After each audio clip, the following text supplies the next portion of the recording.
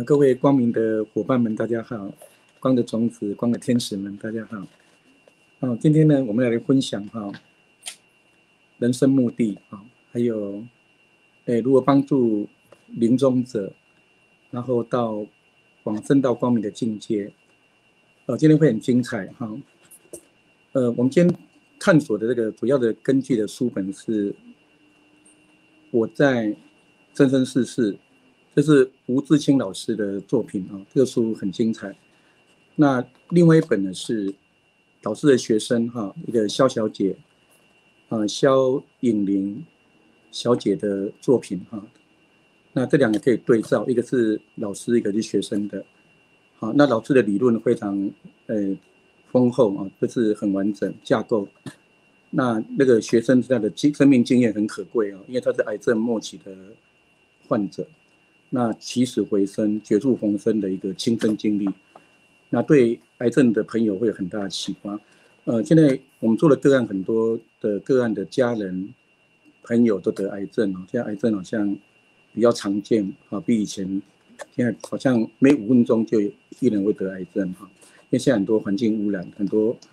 跟古代不一样，古代农业社会比较单纯我们现在的工商业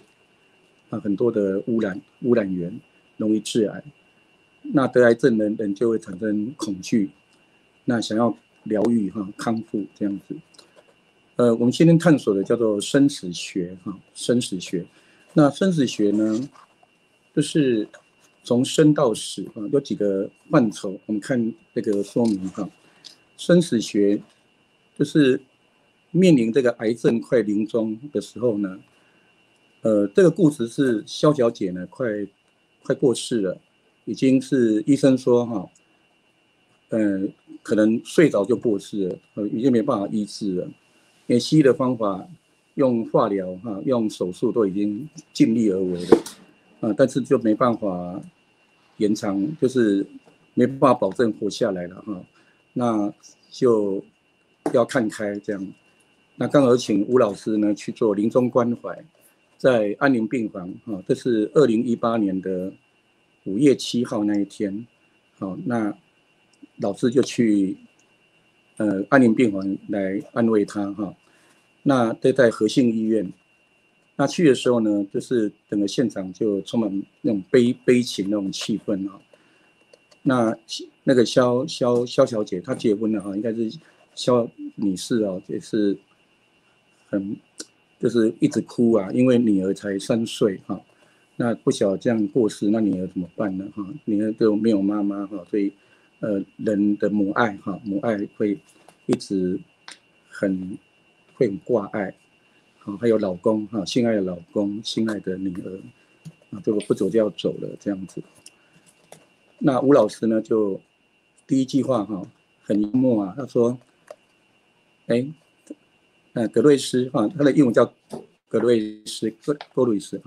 就是他不是姓葛是姓萧就是萧颖玲的格瑞斯呢恭喜你你快死了这样。那这格瑞一听怎么这么说呢大家都会安慰或是会要活着是有什么好恭喜的事，是一种悲伤哀悼难过怎么会恭喜呢果然是老师与众不同，可能想法跟一般不一样可能有他的智慧的洞见因为吴老师是一个智慧者，他是一个灵性的教育家他有禅师的那一种直指人心的那一种直接点到重点直指核心又有那种牧师的那个苦口婆心他对那个真理的传播像传教士的精神，就是传道者继续迷离那非常的那个就是淋漓尽致的这样来表达真理。他说老师都说恭喜你，是因为死了以后第一件事情你留意到你的真命天子会出现。好，这真命天子在吴老师用了一个术语叫做本来面目，所以吴老师的第一本书很有名，叫做还我本来面目这是我们的真我，真我就是我们的真命天子。我们一直往外找真命天子，要结婚找真命天女白马王子、白雪公主，啊，找到了哈，不一定找得到，找到，哎，本来很好，后来又闹翻了哈，这感情很不稳定，好的爱情呢，会很多小我的杂质在里面了，啊，那就说你会遇到真我，你真我就会跟你出现了，好，这是一种修行人梦寐以求的，只要修行的人哈，如果这一生修没有修出成果，没有解脱，没有开悟的话呢，要利用临终那一刻，是关键时刻哦。只要真我现前认出来的，啊，跟真命天子一结婚结合，好合一的，哎，就回家，就回到光明界去了。好，这样结婚了就可以回家哈，从此过幸福快乐的生活。他说你的真我啊，要跟你见面了，应该高兴啊。好，如果你能够认出来，就即生成佛了。就是你有肉体有身体的时候，你心里已经成佛，这个佛就是觉悟了，你有觉悟的。好，这是一个，这是很值得恭喜的。它大约20分钟后，好，你的真我就会现前。那这里面有个问题啊，一般人是认不出真我的。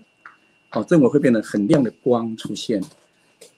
哎，但是如果不认出来呢，这个频率一跑掉呢，哎，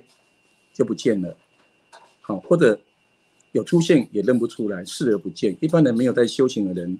一般都活在假我世界，对真我是浑然不知的。纵然出现在眼前，也认不出来，所以要认证那个真我，要认出它，然后再融入，跟它合一的。好，就像结婚的这个比喻哈，结婚就是形式嘛，本质就是合一，和这个机会来的。好，那这机会是很多修行人一直在掌握的一个机会。恭喜你，你将遇到真我，那就可以解脱了，就脱离这个轮回，好机会。但是呢，这葛瑞斯说啊，我是平凡人啊，怎么成佛、成道、成圣、成仙，这个太高超了。这个哈，我是普通的人。那如果一错过怎么办呢？哎，那下个他说哈，哎，现在医生宣布你不久于人世，可能2个月可以活，或是2天2个小时都有可能，搞不好今天晚上睡觉就起不来了。你何不如哈利用这个有限的时间，赶快去了解死后会如何。时候会有 SOP 那个流程，标准作业流程，好像你要去旅行，要先了解，哎，要去这个景点是什么哈？那有哪些地方可以去？老师鼓励说，你要去大量了解生死学的知识，要去充实它，因为知识就是力量。那知识要可以转为智慧，那更好，有这个智慧，你就不用再害怕了。你懂得越多，你就越不害怕，越不恐惧，越不了解越恐惧啊。所以呢，利用这个时间呢，你哭完了，赶快去了解生死之学啊，这些知识啊，这对你以后有用，对生生世世都是有用的。会这个知识智慧跟我们一辈子是受用的。你何不如利用这个时间去了解死后的这个知识会如何？那请问老师哪里可以了解这些呢？他说有啊，西藏生死书就有很好的教材，这个叫做中阴救度法。可以去收集资料，去了解它。尽你所能的能力所及，时间的范围内，尽量去充实死亡的知识。这样，那这个给他第2个亮点，就是老师每开示他就开悟了啊，就是这种觉悟觉醒，心开意解这样子，有道理啊。好，而且可以去找资料哈，让老公跟你一起帮你找。不过我先告诉你会怎么样哈，让你有心理准备，不打预防针了。就是说，当你死亡以后，要面对的是这个光会出现，就是自信本体的光出现了，你要融入光里面哈。所以在国外有濒死经验都有谈到，人死有个共同的过程，就是经过时光隧道啦，看到光进入光里面，那光里面有活菩萨呀、主耶稣啦、天使啊，如果有宗教信仰会看到信仰中心的这些圣者，或者没有宗教信仰也会有神圣的存在啊，那这就是自信本体的一个化身，它就是自信本体所示现出来的所示现所幻化的一个象征就是分身化身这样子，那就融入其中，就可以得到解脱了。好，但是如果没有融入就是这个接下来会经历什么呢？会经历到回顾一生，一生会录影带重播一次，好，人生开始回顾哈。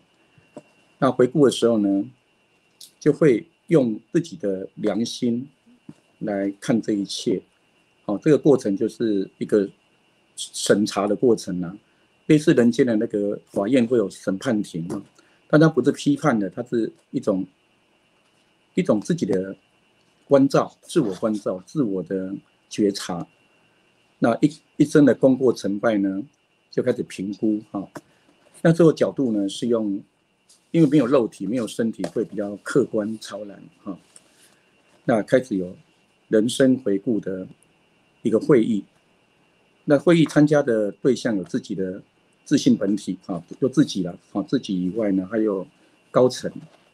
那也是自信本体所示现出来的，好，都是自信本体的功用，好，体相用的这个用功用，还有相就是形式。那自信本体的本质是在那个明光出现的融入，哦，那个本质就是空性啊、觉性啊这样子。好，那就对这一生呢，就会开始用更高的角度来觉察。这里面就有，从生到死啊，那整个会回溯一次。那角度呢，会用宏观的角度来看待哈。那这个回顾以后呢，就会决定接下来要怎么走。好，就是再去投胎呢，还是就会进入六道轮回，还是脱离六道轮回这样子，就有两条路可以走，一个是解脱，一个继续轮回，再来学习。因为地球是一个学校哈，学校我们就继续来上学这样子。好，那所以呢，这时候在人生回顾的会提出一个问题是：你的人生目的完成了吗？人生是有目的的，这在投胎前就已经有设定了。好，那在人生回顾的这个会上呢，我们的指导灵或者我们的高我啊，或者高层啊，这些前辈先进的，就是更高的灵，会心电感应啊。我们要交报告嘛，就是说我们是学生要跟教授交报告，那个报告会说你这一世来的目的完成了吗？一般我们在做个案的时候会问说，你对这一世满意吗？满意度如何？这是你理想中真正想要过的人生吗？哦，那一般的满意度呢，很少100%了，一般都是，自己有一个评估哈。那60分就是及格了哈。那有的会觉得不够，还不够呢，50分、30、40就是不满意哈。那人生目的完成了吗？那这个问题，葛瑞斯觉得人生目的不就是都完成了？例如说生下来就是就学嘛，要读书哈。那读书就要学习功课啊、学业，然后学规矩、学生活规范，还有品德哈。然后毕业后呢，就是要就业，然后结婚生子，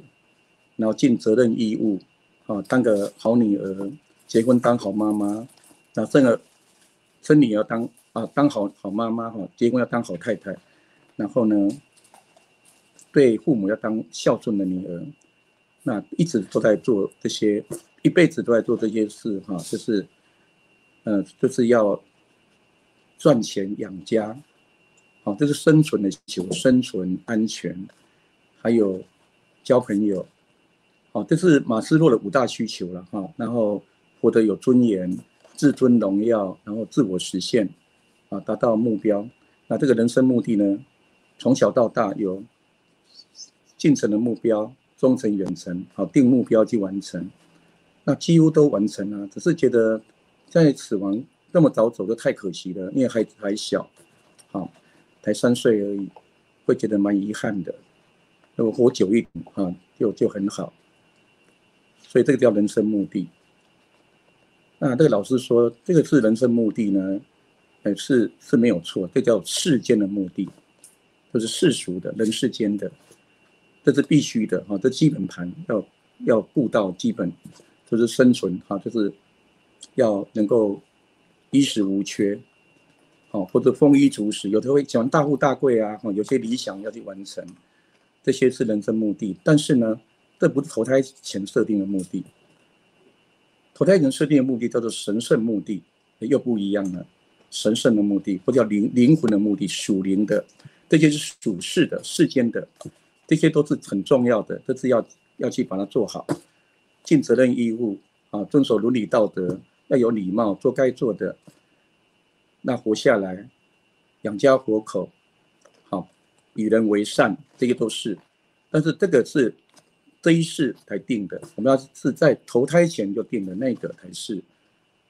人生回顾大会上要看的那个成绩单啊，成绩单，这叫神圣的目的。那葛瑞斯说神圣目的，这个不晓得，第一次听到有神圣目的啊，大家都知道世间的目的嘛，属世的，这属于属灵的，就不懂了哈。那请问老师，什么叫做神圣目的呢？他说很简单，有3点啊来掌握。上天看的是什么？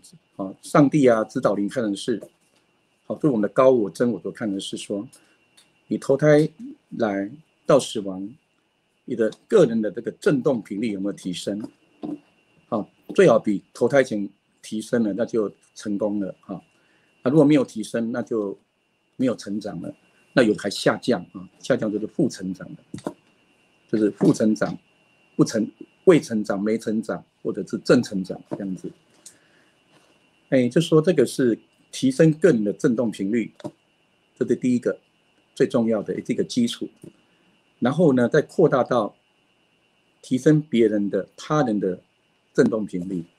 周围的人哈，尤其是家人啊，所心爱的人、亲人、家人、友人，这是第2点，就是应该说帮助别人提升他的振动频率了。因为我自己的振动频率提升了，帮助周围有缘人也振动频率也提升了，这是第二个重点。那第3个呢，就是提升整个世界的振动频率，整个地球、人类、大自然或者整个宇宙啊，振动频率提高了，因为我的存在而提高，那就很有意义了。这3个面向。那葛瑞斯想，这3个都没做到。第一个，个人振动频率提升好像没有啊，过的生活就一般很忙碌啊，好，那做该做的，尽责任义务，但是每天活得就很忙，庸庸碌碌就很忙碌哈，那也很紧张，也很恐惧，七情六欲啊，这个情绪，喜怒哀乐、酸甜苦辣这样过哈，这个人生在经历这一切。然后提升别人那更没有啦，跟别人的相处有时候还会有摩擦哈，那这个跟别人相处的这个人际关系也是一个问题，也是一门艺术学问哈。那对这个世界有贡献，对这个世界整个地球那就更伟大的，那就更没有做到这么大的部分，这就叫治国平天下啊。那个是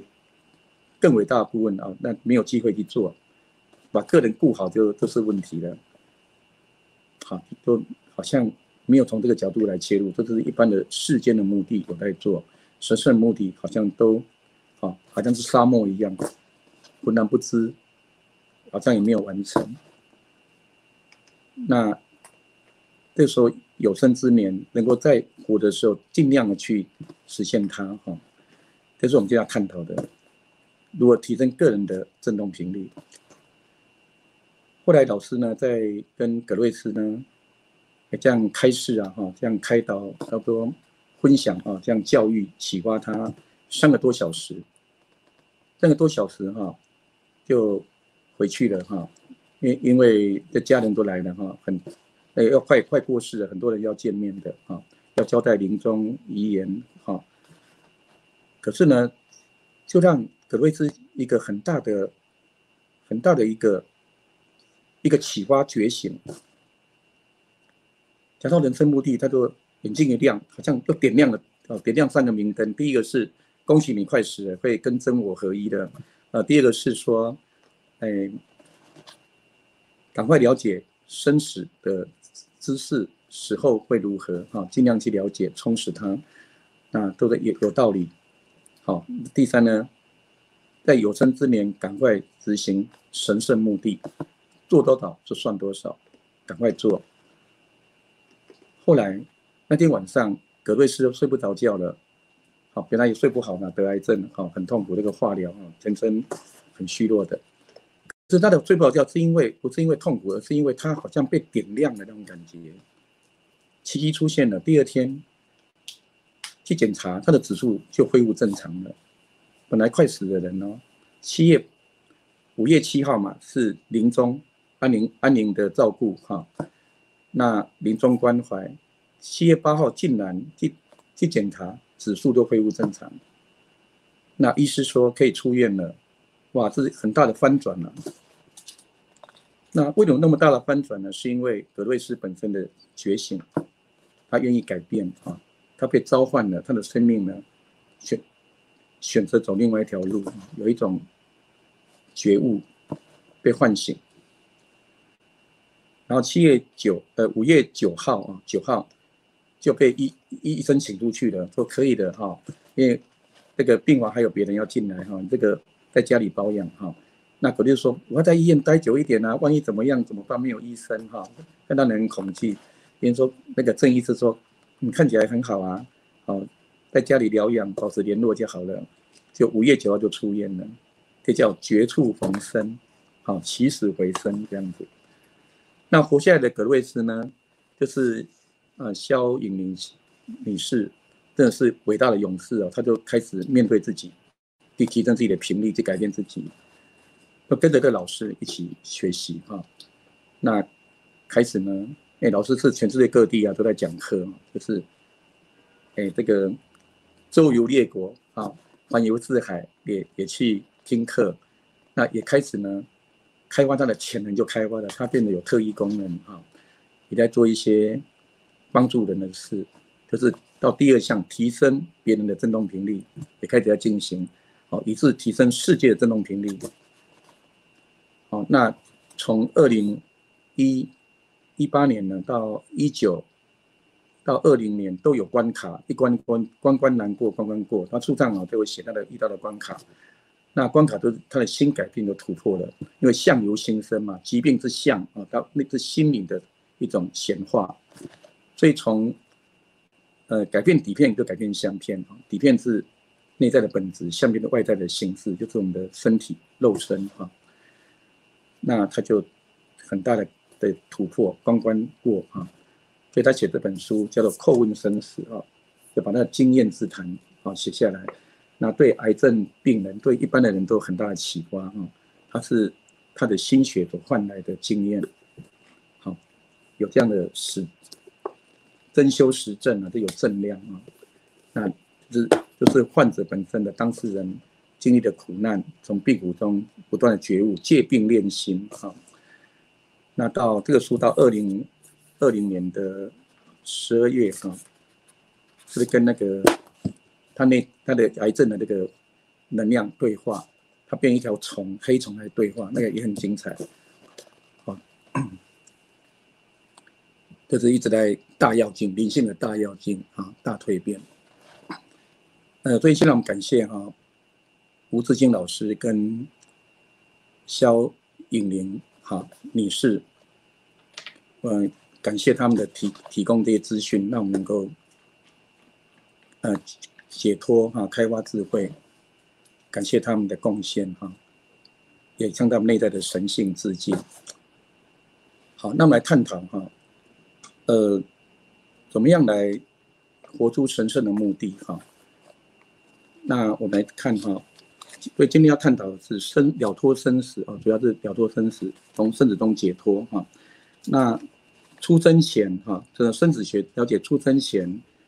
跟在世活在世上要做什么跟死亡以后，跟中阴是死亡跟在出生前那一段叫中阴这个中间的过渡期叫中阴身、中阴阶段这4个面向，我们可以探讨的。那中阴就是中间的这个存在的这个过程可以分6个机会点，都可以得到解脱一个是活在世上的时候，对我们生活中活着的时候，就是来解脱，来提升自己，就是那个神圣目的提升自己。然后呢，在利用睡觉的时候呢，透过梦好来修炼清明梦、梦瑜伽，梦中修炼透过睡眠，还有透过禅定，禅定就是静心禅定来修炼那这3个是我们有肉体的时候，就是有形，我们是有形众生嘛，有肉体的时候可以做的。那如果过世就变成无形众生了，就没有肉体了就变成人，变成非人了。那非人的时候，也可以透过临终的时候，临终中阴来解脱，或透过在死后有3个阶段，一个是刚死的时候叫临终那临终中阴的时候有2个阶段会跟真我可以合一，一个是灵魂在肉体里面还没有出来那会进入第1段的明光会出现所以自性本体会透过明光视线出现。那第2段是灵魂脱离肉体，但是那个线还连生死线还连着，那个时候呢会有第一个机会也可以跟真我合一，得到解脱这是第2。那如果说这2个机会再往下走呢，就进入实相中阴的阶段。那这个临终中阴差不多3天半到4天的过程，我们在昏迷再醒过来就进入了实相中阴，那就是749天那749天的由来是从西藏度王经里面来的一个周期，7这个周期那会有7天77第2期那到后面呢49天后又走的是又是投胎投生中阴就往6道轮回哪个道去，到哪个道去投胎就开始确定了。那不定当人可能会到畜生或者比较低频率的轨道啦、地狱道，或者高频率的比较高阶的天道、修罗道，就是6道轮回这个过程都有机会解脱，有机会从跟我们的真我合一。我们来投胎这个身体叫做报身，报身就是果报的身体，业报业报身。那报身有生老病死，什么叫报身？就是会报销的身体就是生下来生存，然后会老化，那可能会生病，那一定会死亡这是一个自然的流程自然之道。但我们有一个真实的身份叫做法身，法身就是我们真实原来的身份，就是自性本体，就是法身真实的这个自己呢是超越生老病死，就是法身无生老病死。对《心经》讲的就是法身，叫做观自在对，法身是一个观自在，因为它是观众的角色，一个超然的观察者这叫观察家的智慧但法身是自在的。那报身呢，就是在演戏的身份叫报身，演戏呢在戏里面可能就不自在了。像说乌克兰战争乌克兰跟俄国战争，我们看那个影片我们是自在，因为我们被战火所波及，所以在里面就要逃难了。如果我们是乌克兰或是俄罗斯的人，就会不自在了，因为是战乱那这就是法身，就是我们的自性本体的法身。自性就是我们的佛心、神性、真我的部分，真实的自己。好，那来探讨在下一页有人问孔子说：“死后会如何呢？”孔子的回答非常的实际，他说：“未知生，焉知死？”死后会如何，可能孔子也不知道，或者知道去探索，好像太遥远了，不如把活着做好，把人做好。所以儒家是人本主义把人做好这样。所以有伦理道德有秩序，要走规矩，要有礼貌。类儒家讲仁义礼智信四维八德伦理道德，叫做未知生，焉知就把人做好那倒过来也可以成立逆向思考一个是未知生焉知死那未知死焉知生的意思是说，实际上毕业后把书念好，毕业后就有出路了。那反过来，我先了解毕业后做什么，才知道选什么科系比较好。倒过来也成立不了解死后如何，怎么知道怎么活呢？了解死后如何，才知道怎么活。也就是说，如果死后是没有生命的，像无神论讲的，没有神，没有灵魂，那活着就及时行乐，及时享乐，人就会很自私。可能会伤害别人哈，因为活的就是追求既得利益，在所不惜，所以影响到价值观哈。那如果人死后有生命呢，而且有因果律，哈，有这个公平正义的法则，有这种因果业力平衡，好，有轮回，那这个价值观感觉不一样了，好，人就会不会去比较不会去伤害别人，所以未知死焉知生，好也成立，所以要两个透彻是生跟死都透彻啊，就超越生死，了证脱死。那了解死，向死，我们一直迈向死亡，回过头来看怎么活，活得有意义、有价值，这叫做向死而生。好，一般是向生而死，就是我们一直活着活着，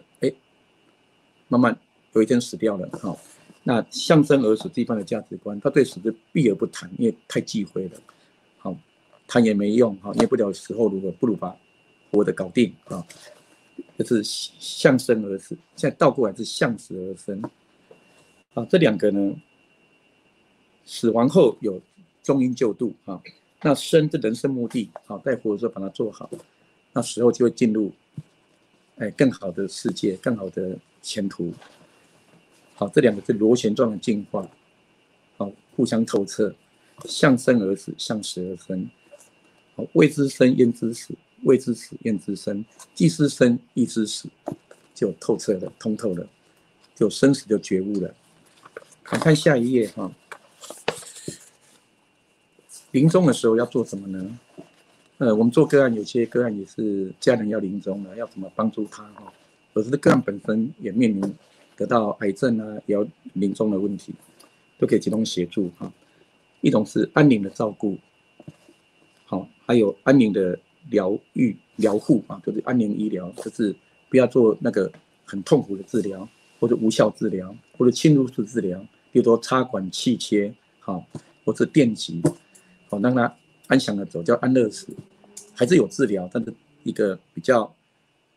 无痛的方式来离开哈。临终关怀哈，还有死后的中阴救度，这4个项目哈，这种可以做的服务。好，看下一页哈。那如果死了能够死的善终，这个很大的福气，是5福之一哈。5福就是富贵啊、有钱啊、健康啊，好，还有最后是临终死的时候呢，好，最好是没有痛苦的离开啊。预知时至是知道怎么做要走，已经有心理准备的啊。那如果有修行的人，有的会达到，知道什么时候要离开啊，事前会被通知，那可以做好万全的准备，交代遗属啊，想见的人啊，然后呢，没有病的离开，无疾而终，或者有病但是无痛离开，没有痛苦离开，像打麻灰没有痛苦啊。所以那个有个体育的那个布达人哈，报体育的那个主播去瑞士安乐死，因为很痛苦啊，又没办法活，那个痛苦的活着不如啊，就是好像打了那个安乐死的药就过世了哈。那寿终正寝，睡着过世，就不会麻烦到别人，睡着就过世，很自然。醒过来就在极乐世界的，在天堂的，在光明世界的，坐化而亡，这样打坐入定过世了，好，灵魂出体离开了。这个练开顶了哈，可以事先练习，然后呢，化为光哦，这个叫化红光，变彩虹化掉了，哦，那就非常环保了哈，都可以透过修炼达成的。啊，这是死的学问啊，死的智慧，从生到死。那出生哈，离开世间呢，这个温度哈，这个体温慢慢降低哈。那如果这个离开世间是善业的人、善人哈，会从下面先冷，会从头顶离开哈，从上面离开是善界。但如果这个冷是从上面冷下来，热在下面，这种下面离开，到比较频率比较低的层次了，就是到恶业，反正恶道啊。那这里有一个口诀哈，从头顶离开的知道是神圣圣人哈，就是圣灵神圣的灵魂，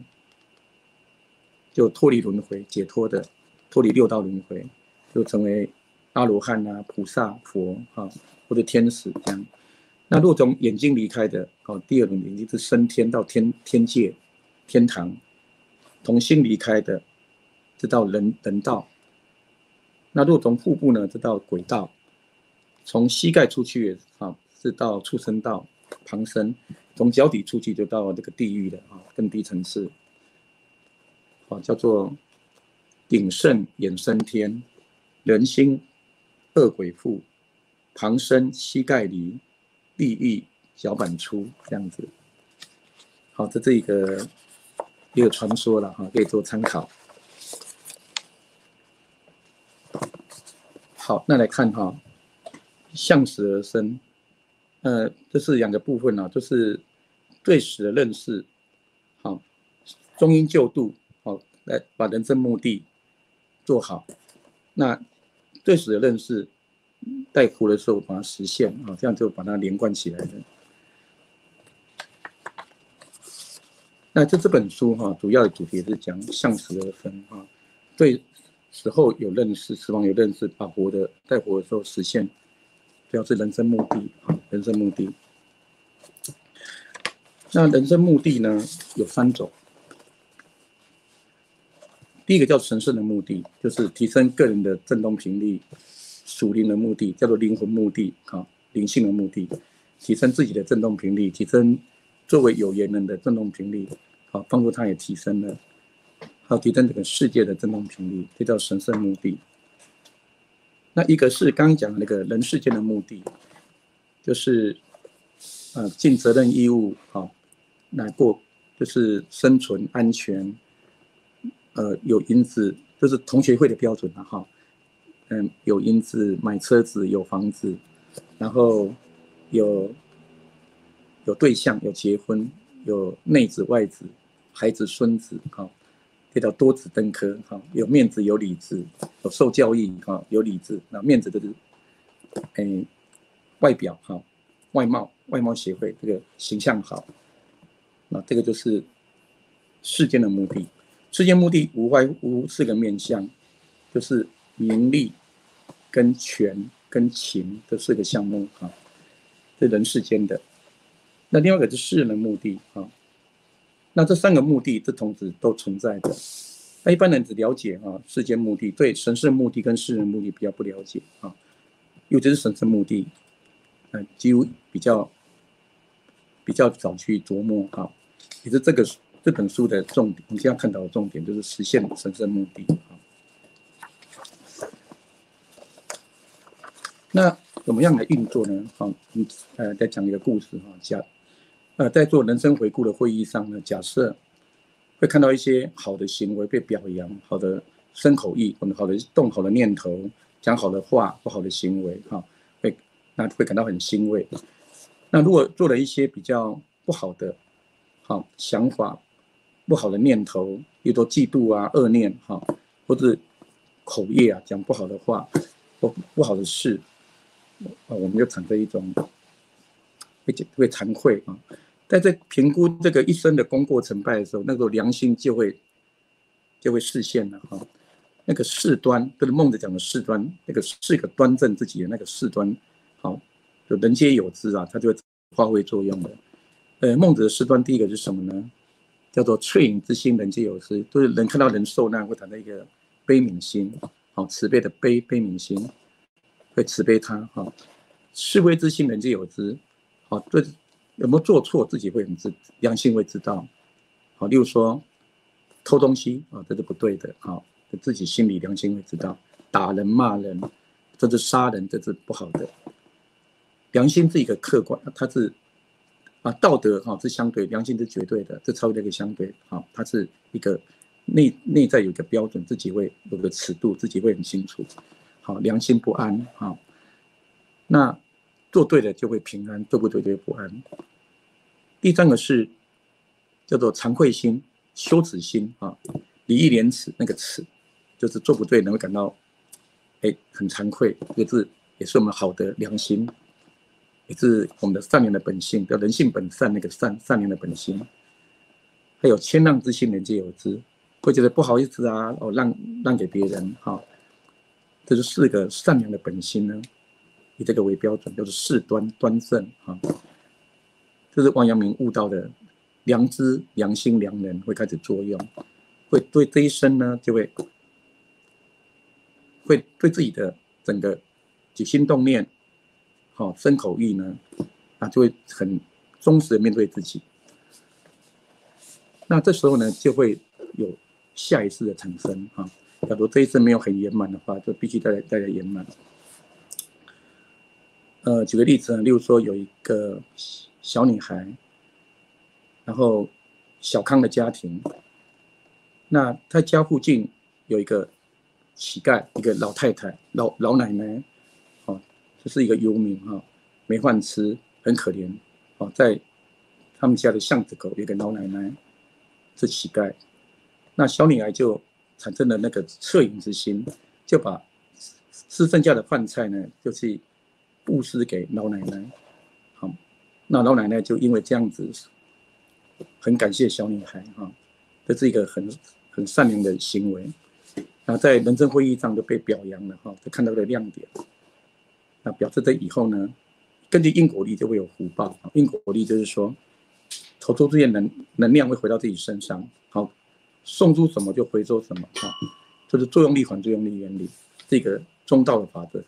它是中性的，是一个平衡的，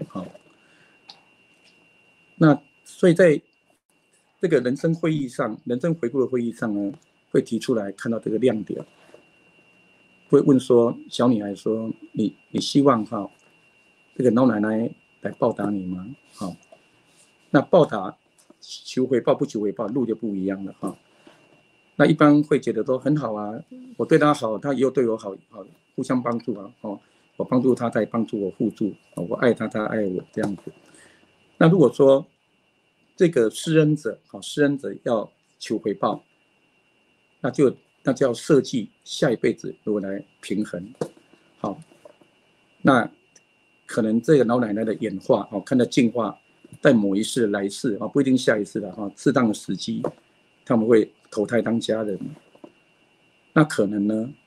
这个乞丐会变成儿子，好，又说这个小女孩可能会变成一个爸爸，这样子变成父子关系呢，来了业，这是了业，这是一个好的了业，叫善了，叫做报恩，施恩报恩是善业。于是呢，就得到了平衡，好。因果上的平衡，这就是世人目的。这个世人目的跟这个有关的，就是施恩受恩，报恩这样子。这是善业，但也有恶业的不好的。我们来举恶业的例子，这是善业的例子。但是因为这个要来回报，成为一家人，那要在人世间3D，就是物质界才能够碰到。那所以这个世界，地球的。是3D 空间，主要是了业的一个很好的地方所以所有的佛在人间成佛，因为佛在这个人间能够解决问题，来做了这些业力。那因为这个儿子是乞丐转世的，那我们转世的时候，这换了肉体，那个性格都是一样的叫性格决定命运。这个个性习性如果没有改变的话，按照惯性定律会一直呢重复惯性会重演，除非改变。而惯性定律就是牛顿的第一定律：地球自转，地球到太阳转，这个轨道永远是不变的，除非把它移开。移开的第二定律就是改变它，否则它一直惯性重复，惯性不灭，除非改变，它会一直重复。那这个儿子可能就，不洗澡当乞丐不洗澡不重视卫生。可能有这样的习性，所以如果要他报恩，有一个付出的代价是要跟他相处所以要考虑到，那需要回报吗？还是不回报会更自在呢？那如果不回报的话，不需要回报，就无条件的爱那这样的话呢，施恩者的频率就提升了，就是神圣目的，会提升它的振动频率，好。然后这个还是会，这个意还是会了，会善了，会变成愿力，哈。哦，这样比喻好了，我们来转世哦，一般是2个力量来的，一个是乘业而来，业力；一个是乘愿而来，愿就是愿力，哈。那它的不同的是来自于动机，动机不同。业力来自于小我，好，小我是我们的第7识，叫莫那识，就是比较执着那个意思。好，那如果愿力来自于我们的自性本体，我们的清净心，就是我们的活心，比喻为太阳啊，太阳的动机叫做愿力。如果是云雾啊，小云雾就是业力，云雾是无明，啊，太阳是光明，光明会挡住了无明。它 key 是相反的 key， 调性相反。好，所以如果是业力呢来投胎哈，那这样比喻好了，这个人世间地球像一个监狱一样哈，这个比喻，这比喻而已啦，不是真的监狱哈，也没有什么地狱都是一个幻化的哈，它是一个象征哈。那人间来那个人间的比喻为一个监狱的比喻，就是肉体就是一个束缚，一旦来投胎就被肉体限制了。这种比阿飘还要不自由，阿飘可以飘来飘去啊，可以去吃东西。我们一旦投胎就被肉体限制，要来工作，然后要赚钱养活身体，那走生老病死的流程哈。那这个监狱里面有2种人是不自由的，一个是犯人囚犯，要改过自新啊，才能够出来，这是不自由啊。那另外一种人也很不自由。这是管犯人的人，叫做管理员，叫做狱卒。狱卒容易不准狱卒，因为要连带处分。所以那个监狱的典狱长是高压力工作，不久就高血压，压力太大了，高待遇也是高压力，这是责任在身，这叫连带处分。所以我们没有成长，我们的指导灵他们也在成长这样子，连带的。那就是不自在不自由的2个族群，一个是囚犯，一个是管理者，一个关里面，一个关外面这样子。一个穿的衣服不一样，一个穿囚服，一个穿制服，一个穿拖鞋，一个穿皮鞋，但是不自由不自在是相同的，因为都有小我这叫业力，所以业力就是业绩压力这样比喻。学生有学业的成绩的压力，那工作有职业的绩效业绩压力。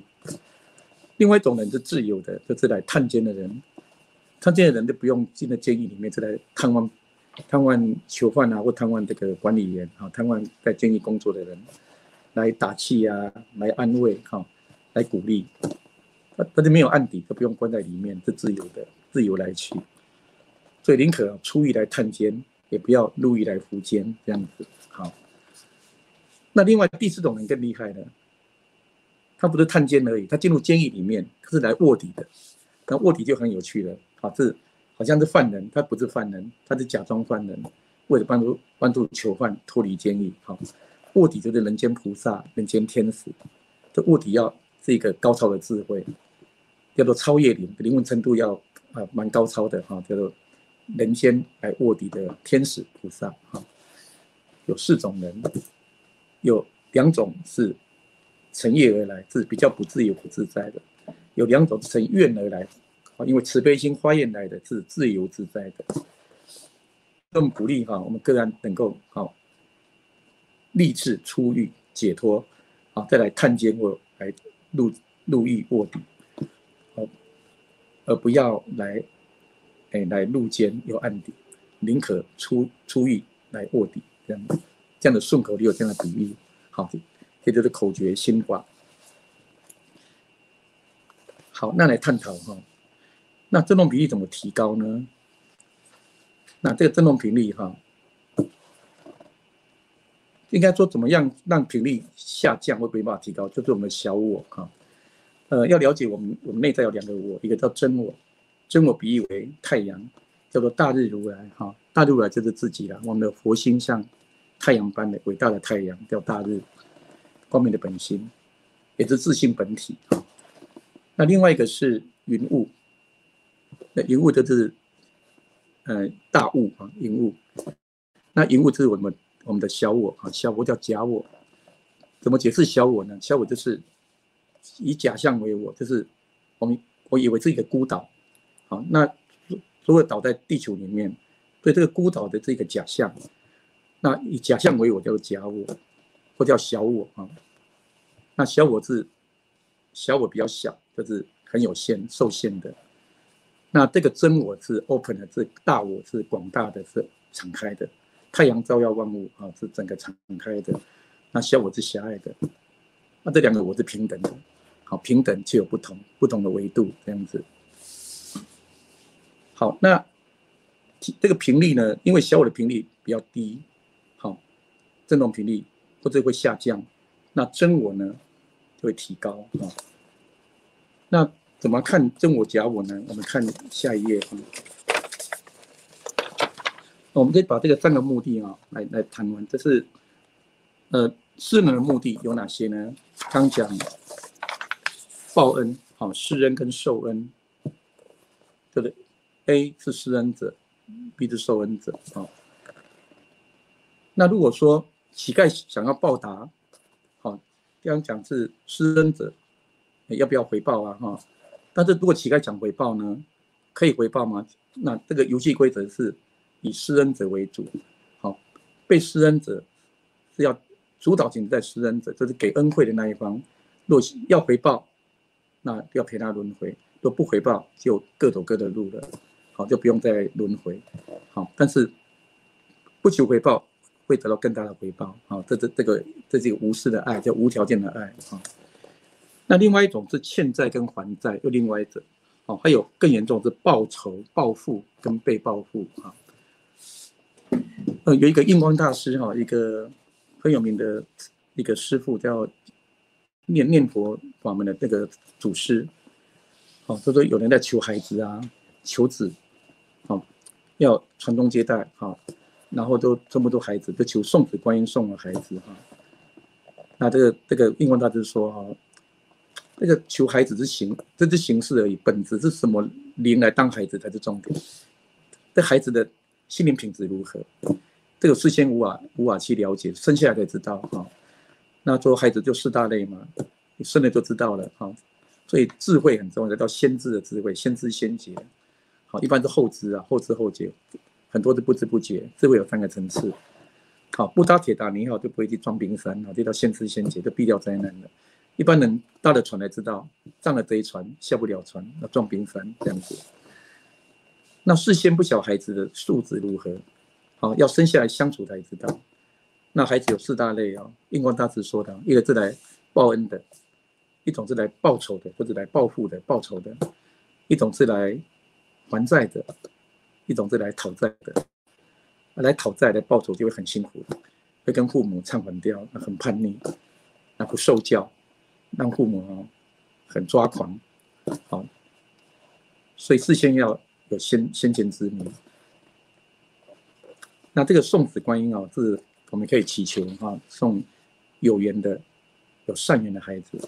或者灵性度比较成熟的灵来做我们的孩子，啊，或者说这孩子有业力，能够善了这个业力，业可以善了，可以恶了，那恶了不如善了，那失了不如公了，这样子。有机会来谈这个怎么了业，他有这个是有智慧，有这个的智慧叫中道平衡的智慧。好，那假设我们谈另外一个恶业的例子。上个月在新竹好像有个智慧案件，很有名，就是有一个儿子跟爸爸吵架，那开那个轮胎行啊，开卖轮胎的。那吵架以后呢，就失去理智呢，就是放火烧起来了哈。那不幸的是，因为轮胎是很易燃的东西一烧就一家8口就烧死了。这是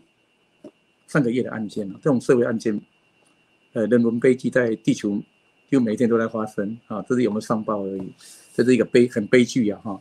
那这个爸爸逃出来的，哇，这非常实在是非常的痛苦。好，那这怎么状况呢？这个爸爸有2个孩子，这是一对夫妻有2个孩子，老大跟老二那都结婚了。那老大呢，那一天刚好没有在家，好像在防疫旅馆啊，在防疫就逃过一劫的。那老二呢，他们家在吃晚餐，本来还蛮和乐的，那就是因为分那个遗产的问题产生纠纷，就是说好像要都市更新，要重新盖房子啊哈。那爸爸说，这个要给哥哥，这个要给弟弟啊，给大儿子、二儿子，二儿子觉得不公平，好，就生气了。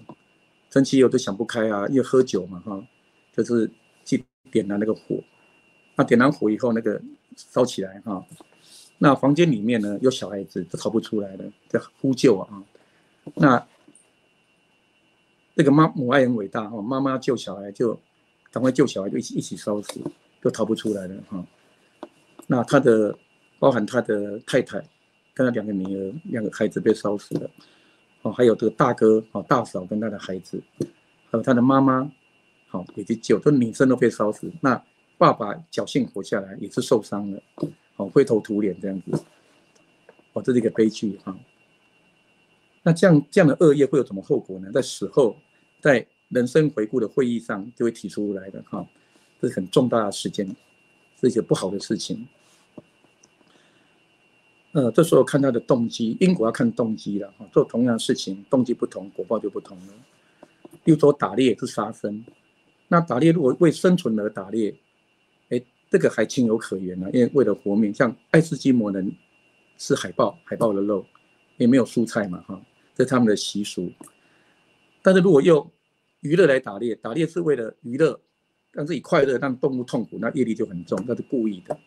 故意的话呢，业力重；如果不是故意的话，业力比较轻。好，就这样看动机。好，有觉知，没有觉知，故意或不是故意。好，是善良的或不良的。因为我们的小我有分5种，善良的小我、不良的，或是恶性的，或是会害人的、不会害人的，或是邪恶的，或是疯狂的。因为小我很复杂，但是真我很简单，就太阳它很单纯，就是大道至简，大道至一。但是小我是云雾是很复杂，会变来变去，千变万化，就会扭曲变形。什么叫真我？就是说政治人物也不 A 钱把事做好，这叫真我。那是 A 的钱来把事办好，这叫有良心，有把事办好。A 的钱没有把事办好，就没有良心。A 的钱来做坏事，这都是邪恶。所以这个小我呢，有善良的、不良的，无害的、有害的，邪恶的、疯狂的，有健康的小我，有亚健康，有不健康，有生病的小我，有疯狂的小我。这只小我是复杂的，所以要了解小我心理学，能够破解它，破解、了解、化解，这样子就提升频率。振动频率是要能破解我们的小我，都是去毛病、改习气。好，那解小我的五毒。小我是有5脏，就这样肝、心、脾、肺、肾这样子，就是贪嗔痴疑慢，小我的5毒要把它化解掉，这是来投胎的目的，这叫神圣目的。神圣的目的，才不会一直造恶业。好，那来探讨这个不小心把家都烧掉，一家8口都烧死了，情何以堪那只有爸爸活下来了，然后这个老大也活下来，因为没有在现场，侥幸逃过一劫可是接下来日子就很难过了要来处理这些后续。好，那死后会如何呢？我们讲生死学那这个放火烧全家、烧死全家的老二呢，就会到低层次，比喻为地狱吧，就会下地狱那地狱不是去受苦啊、去惩罚，而是它的频率，它的反作用力，就是说，他所自己的恶念会回到自己身上，那个地方就叫地狱。地狱是自己创造的，所以每个地狱都不一样，是自己唯心所造相由心生，唯心所造，然后会进入那个境界里面，这境界是自己幻化出来的，不是有一个权威把丢到地狱，上帝丢到地狱里面去受苦，不是的，因为宇宙是慈悲的宇宙呢是公平的，还有宇宙是有秩序的，这3个重点。对，井然有序跟乱中有序这样子，潜在秩序、潜规则、潜在的秩序。这秩序来自于公平、正义，还有来自于慈悲、爱心。那这时候呢，会到这个灵会到这个地狱受报，把这个能量用完了业啊。这能量是自己制造的，自作得自受。所以因果律呢，因地看自由意志、动机，果地都是自己负责、自行负责。这个真理叫做个人吃饭，个人饱。这样的真理，很简单的真理。真理是很简单大道至简，大道至易。好，那这8个人呢，要不要宽恕这个歹徒呢？这个肇事者，但路就不一样了所以整个主权是在受害者，受害者变成债权人了那他有权利要不要宽恕，要不要原谅那路就不一样那假设这8个里面各有的原谅的不原谅那他做的果报，如果不原谅就要来投胎，要来转世，就转世为家人。所以一般有的家人是仇人转世的，就无法逃课朋友可以不交，父母呢一辈子的关系，至死方休，这叫做必修科目。朋友是选修科那必修科就是亲子关系，父母跟孩子的必修。家家有本难念的经有的是代沟父母跟孩子容易有代沟。好，那这是我们的真正目标的开始，真正目的从这些苦难呢作为材料来提炼来做修炼的教材的最好的素材。那如果这8个人都不宽恕他呢，不原谅他，可能要8辈子来投胎当人人道，所以他会在人道转世，地狱道、鬼道可能同时，因为灵是可以分身的，可以，它是平行宇宙同时存在所以呢，这个在世为人就是诸恶莫作，这个不好的不要做，好的尽量的做，众善奉行。那最主要是提升频率，是自净其心，净化自己的心，自净其意。释诸佛教，这所有觉悟者的教育的教纲自净其心才是重点是那个本质，净化自己的内心去除自己的杂质这样子。消我是杂染心是污染的。这个真我的心是清净的心，是干净的，叫做自性清净心。自己原来的真我是清净无染的是纯洁的、纯净的。那消我是充满杂质的，所以清理杂质净化心中的云雾，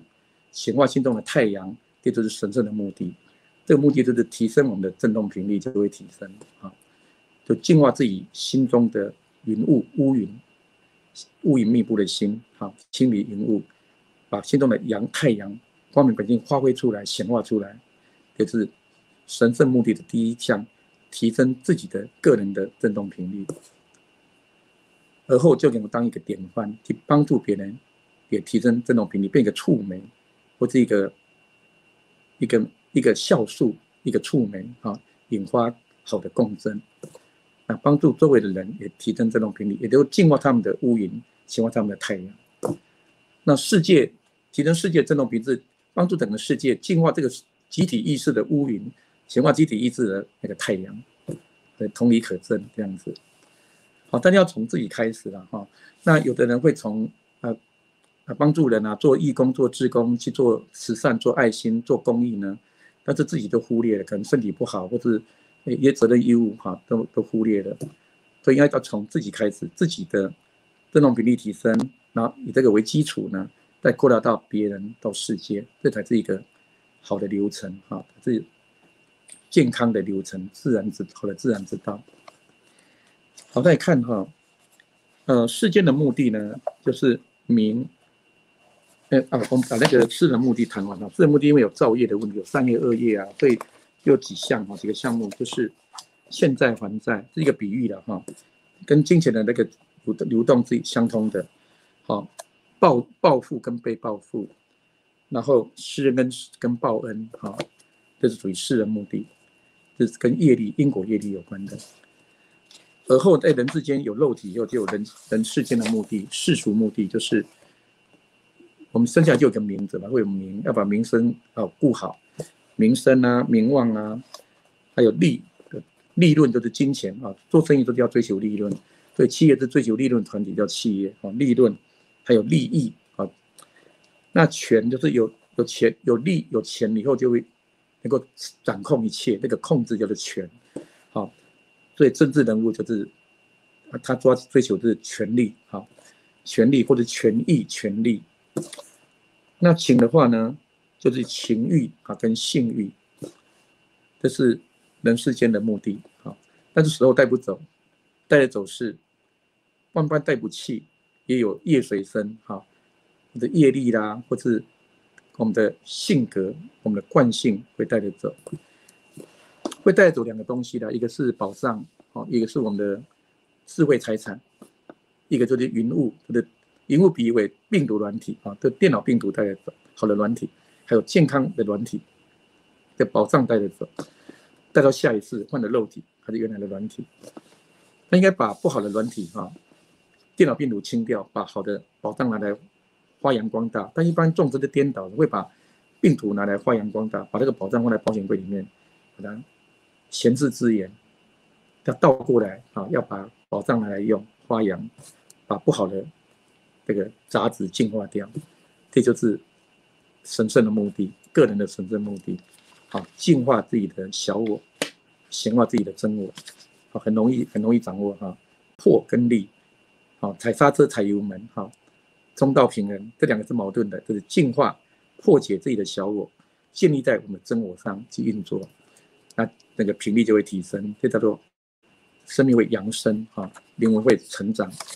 这叫灵魂进化论，进步的进化。所以我们投胎转世是以灵魂的进化为目的，进化跟净化，干净的净跟进步的进，这两个是相辅相成的。好，来探讨实现这三个目的来我们再复习一下。神圣的人生目的是提升自己的振动频率，包含净化自己的小我，显化自己的真我，频率就会提升了。好，然后帮助别人提升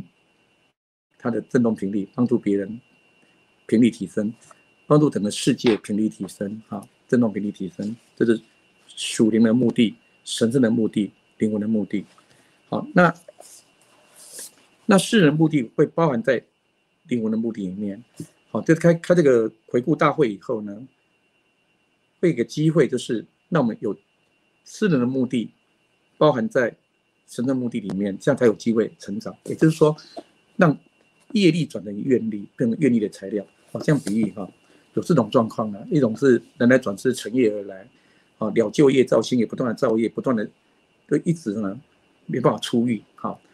入狱，出狱又入狱，会一直入狱，叫无期徒刑，也比喻为无间地狱。入狱的目的就为了出狱，没有人要在监狱里面关一辈子的，就赶快出来，改过向善，表现你要假释出狱，还可以提前出来。所以呢，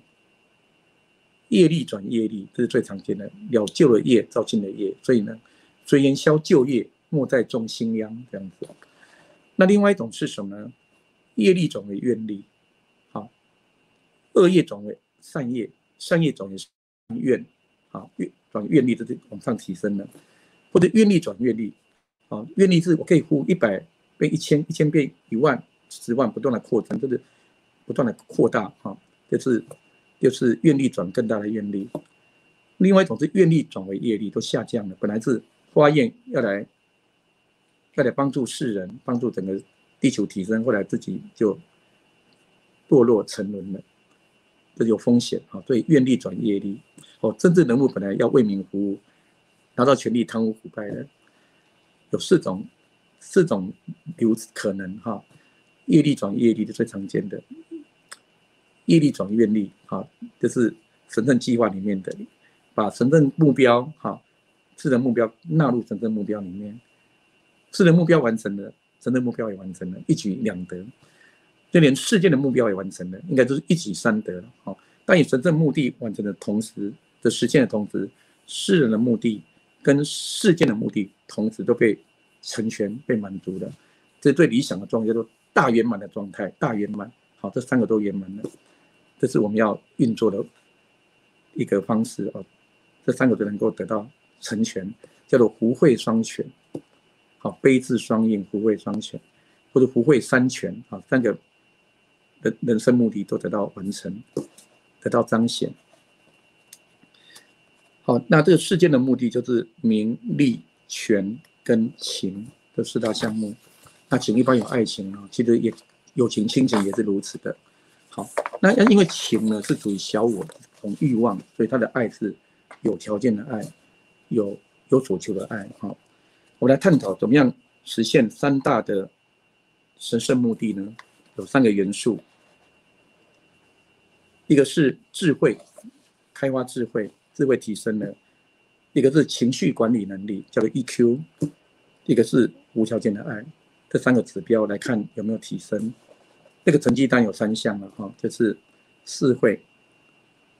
爱就是慈悲哈，智慧、慈悲跟情绪 emotion 情绪的管理能力哈。再看下一页哈，提升智慧的高度。什么叫智慧呢？智慧有3个标准的定义，3个指标。智慧就是判断力，判断真假的能力，这叫智慧。一般小我容易把非真当真，非爱当爱，好，非我当我，就是把假我当真我，不是我当不是我的以为是我，非我当我，非真当真，不是真理的以为是真理，非爱当爱，把这个自私的爱以为是无私的爱，真爱是无私的爱。所以吃醋是情欲的爱，是占有欲的爱，是属于小我小爱自私的爱。那真爱是无私的爱，是大爱博爱，是不吃醋的爱，不占有的爱。这个路就频道完全不一样哈。一个叫这个判断力这判断真理真相的能力。第二个第二个是智慧，是发现真理的能力。真理是客观的，不需要想象，不需要推理，不需要相信，本来就如此。东西掉下来是地心引力，就是真理。这个发现 discover 发现不是发明，发现真理真相的能力叫做智慧。第3个最重要的是实现真理的能力，发现还要实现，因为真理可以拿来运用它是真理是用这个解药永远呢是有效的，它是没有使用期限永远有效。所以呢，真理实现真理的能力，这3个叫做智慧。那第一种叫觉幻智，觉悟到这个世界是一个化的智慧。就是演戏呢，不但能够投入，演得很好，能够超出，不在角色里面被困住，太入戏了，忘了自己在演戏，知道自己在演戏，这个叫觉幻智。那借假修真，这个假当中要把真提炼出来，花朵采花蜜，那个真就是智慧是真理，慈悲是真爱，悟真的智慧，能够借假修真，那个真的智慧刚才比喻的发现真理跟实现真理中道平衡的智慧。中道是矛盾最好的解药能够中道平衡，可因果律也是中道平衡的运作。所以所有觉悟者是一中各表，这个中呢是中道，中道是一个钻石，很多面各自表述，叫中道的智慧。智慧有5种我们在10项中的时候可以化5毒为5智，5种智慧，这我们大家可以做的练习好，那我们来探讨这个智慧，再去看智慧等于正确的觉知、觉醒、觉悟觉察、觉照，所以觉的部分，觉悟的智慧。接下来看情绪管理情绪管理就是跟痛苦快乐有关的，或者快乐是天堂那情绪一般会有波动，那波动呢，在合理的范围内，如果太高太低，如果太高，这个叫做哑光，就是躁很嗨；太低是忧郁叫躁郁症，就是高低起落太大了那这个情绪有正面的，有负面的，有中性的。那这个情绪波动能够去维持平静波动又能很快平静，叫情绪管理能力，叫做 EQ 这是抗压性那个挫折的耐受力情绪的稳定能力又决定了一个频率。那好的情绪，例如说像快乐那种是一种小我的情绪是刺激性的。那如果真我的这个情绪，它是属于非刺激性，是自然流露，就是 enjoy 喜悦中，这涌泉的快乐，不是枯井去抓的快乐，好，枯井都是小我去抓被抓，好，产生的这个业力啊，快乐是自然流露的，哈，就是常寂，好，不动心、不动气、不动情，这叫修炼的哈。情绪是一辈子要修炼那个情绪稳定哈，然后欢喜心、华喜充满，愉悦、禅悦、祥和、宁静、平安，物质的平安。这样比喻好了。如果说情绪不好的地狱哈，心灵的地狱不是有形的地狱，是心理的状态哈。情绪很差就下地狱了，好，越来越差，越来越低落。哦，那越来越喜悦是天堂。那这个平安就刚好在离开痛苦，离苦平安得乐啊，离开痛苦，离苦得乐啊，得乐很高超。离苦以后先平安，那慢慢的累积就得到喜悦快乐。好，离苦平安得乐，这就是个人的神圣目的。好，看下一页哈，就是慈悲大爱这个标准。我看下一页那个频率哈，看好，我看大爱好了，就是说，这个爱呢有两种，一种叫 true love 真爱，真爱也叫 God love， 就是神性的爱，不达 love 觉悟者的爱。这种爱呢，菩萨的爱或者天使的爱，这种爱是纯洁的、纯真的、纯爱哈，真爱是纯真的爱，是无所求、无条件，好。无所待的爱，无限量，它是爱是 open 的、广大的，叫做涌泉之爱，涌泉之爱。好，那这是真我的爱，自性本体的爱，自性清净心的慈悲大爱。那如果是小我的爱呢？是枯井的爱，它是有条件的，有所求啊。怎么运作？就是说，怎么叫做有条件的爱呢？这跟做买卖的原理一样。我们去餐厅吃东西会有两种游戏规则，就有两种，一种是先买单后送餐，先给钱再给货，这叫有条件的爱。你先对我好，我再对你好，那对卖方有保障。你先对我好，这叫条件嘛，条件交换。你先对我好，我再对你好，对，有条件的给，条件是你要先对我好，这叫买卖业。另外一种叫服务业，这倒过来是先送餐再买单，先享受后付款。先交货或交钱，这叫做服务业啊，保障卖方，保障买方，买方有保障，卖方有风险，这叫有所求的爱，就是我对你好之后，你要对我好，这叫公平啊，对等交流。好，你对我好，我再对你好，叫有条件的爱。我对你好之后，你要对我好，叫有所求的爱。就小我的爱已经丢入两个局限，好，会是很受限的。那为什么会有来世会有轮回呢？是因为举个例子哈，就是说，我结婚了，你包2000块给我，那我要平衡回去，就是你结婚我要包钱来还你，不止2000，最好是3000、4000，因为还你要多一点，要多加利息，这样比较礼数周到啊，这叫人情世故，有礼貌哈。那你对我好，那我要对你好，来不及就死了。我来一辈子要来平衡它，所以这有来世的产生，或者要报恩。好，我接受你的恩惠，我要报答你。好，所以有来世，这算善业。好，那如果我对你好，你对我不够好，来世就要对我好了，这有来世，共业就产生了。所以这是来自于动机，对动机才是重点。那个动机如果选择小我，就轮回，就入狱；选择真我，就解脱，就出狱。这一念之间都是动机，动机决定了结果，因为它的因嘛，因是 DNA 的种子，决定了果实的品质。动机是因，加上缘就有果。好的因，好的缘，好的果。一般是因不好，动机不好，这个缘也不好，果也不好。动机是第一因，再来是行为，再来是结果。那个把一家8口烧死的那个动机是小我，就来自于愤怒。嗔心，好，应该是5毒了，贪、嗔、痴、疑、慢都有。好，然后呢，行为也不好，就是做的不好的，就是烧了房子，烧死人了。好，这是3代啊，老中阴3代烧死了，那就有不好的，这是不好的果报了。好，那这个这个频率提升呢，那个情绪就属于小我里面的3个毒素，嗔心就是属于情绪不好，嗔心重的人容易生气容易愤怒，嗔是情绪。那贪呢？贪就是有条件的爱，这是爱的部分，是有所求、有条件，这是杂染性的爱，有杂染的爱。好，那智慧是痴，痴就是愚痴，就智慧就变蒙蔽了。所以净化贪嗔痴就可以提高，净化的贪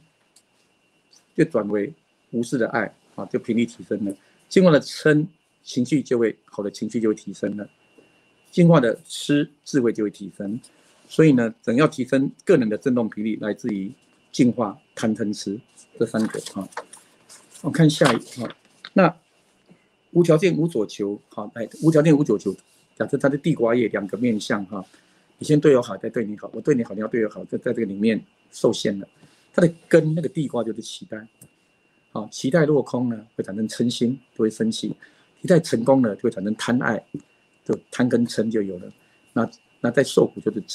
痴迷，浑然不知，不知道改变，不知有盲点自己看不到。贪嗔痴是基本的3个毒素演化到疑跟慢，应该有5毒。那清理这些杂质，就是我们的神圣目的，个人的神圣目的好，看下一页这个频率这里有个表，是霍金的表，就这个很好的参考架构怎么样提升个人的振动频率呢？要从200是一个关卡下面是越来越低我们看低一点的，200是什么呢？就是我有信心了，肯定了，信心、勇气、力量都有了基本盘在200175是什么？自我膨胀狂妄就是我慢，5毒中的慢心，很骄傲就频率都下降了比如说这个是地狱，这个是天堂这样比例心里的地狱天堂再往下降呢，就是憎恨，这是嗔心，侵略性抱怨然后呢，贪婪上瘾又更低了，125。再往下降是压抑、焦虑、退缩阻碍、妨碍成长。再往下降是失落、依赖、悲观。再下降是绝望、自我放弃、自我否定自我否定是30就是懊恼、自责、自我否定。20是接近死亡、自我封闭，就自闭了然后严重的影响到身心灵健康，就变不健康了那越来越下降那怎么上升呢？是从200开始，250是信任、活力、安全感，310是真诚、友善、敞开、成长，350是了解事物没有对错，这是中性不批判的意思，不批判、不论断、不责备，或者中性。400是智慧，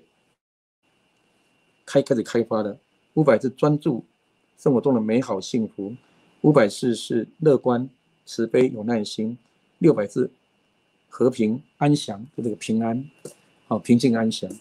那700到1000以上是合一无我更高层次。所以一般在天道要去天道的要到无条件的爱，才开始上天堂那天外有天，人外有人，神外有神，会不断的提升所以无条件的爱是一个很基本的标准无条件的爱。那无条件的爱，无所求的爱无所待的爱，这就是真爱。能够这样呢，就会提升频率。但是如果有条件、有所求、求回报、有期待，就会一直下降，就产生5毒效应产生3毒5毒，就这个心就染污了，污染杂质越来越多又蒙蔽了、遮蔽了，那频率就会那个往下降所以提升自己的振动频率，就是选择真我，慢慢处理小我，出离心，让小我的比例跟真我之间的那个 key 基调是以真我为主脱离小我的 key 比如说小我呢有90的乌云，10的光明，这个纯度不断的提高到80、7080、20、82法则，80的无明，20的光明，到70的无明，30的光明，这个纯度提升了6455到最后是20的小我小我的爱，小我的恐惧20，80的真我，也就是等来转世的目的，个人的目的，个人的神圣目的，提升自己的振动频率。振动频率来自于心灵品质，就是提升心灵品质，就提升能量的品质，提升能量品质就会有好的运气，这样子。运气由频率决定，频率由动机决定，动机由价值观决定，由灵魂层次决定，由自由自的选择来决定。那提升频率跟提升维度又不一样，维度呢到一个程度，频率提升到一个程度，提升维度那这个维度就是次元。以数学科学上的这个数学的几何学来看零是一个零次元，一条线构成的线叫做一次一滴一次元，滴就是维度那线构成的平面是2次元，那变成立体是3次元，然后像时间是4次元，这是属于科学上的定义的次元。以数学的定义，那如果是弦论那个物理学的超弦理论呢，又是另外一种讲法那我们将用的是数学的理论数学的几何学来探讨次元。那我们现在用的是下面这个是灵魂学的立场，灵学的来看次元那一样0点到1次元，就万物有灵论，万物都是有灵性意识的。那1次元就属于矿物的灵不是物质的矿物，是它的灵性，那个灵魂的觉知度1次元是属于大自然元素，地水火风矿物微生物矿物。那2次元呢是属于植物的灵2次元。那3次元就是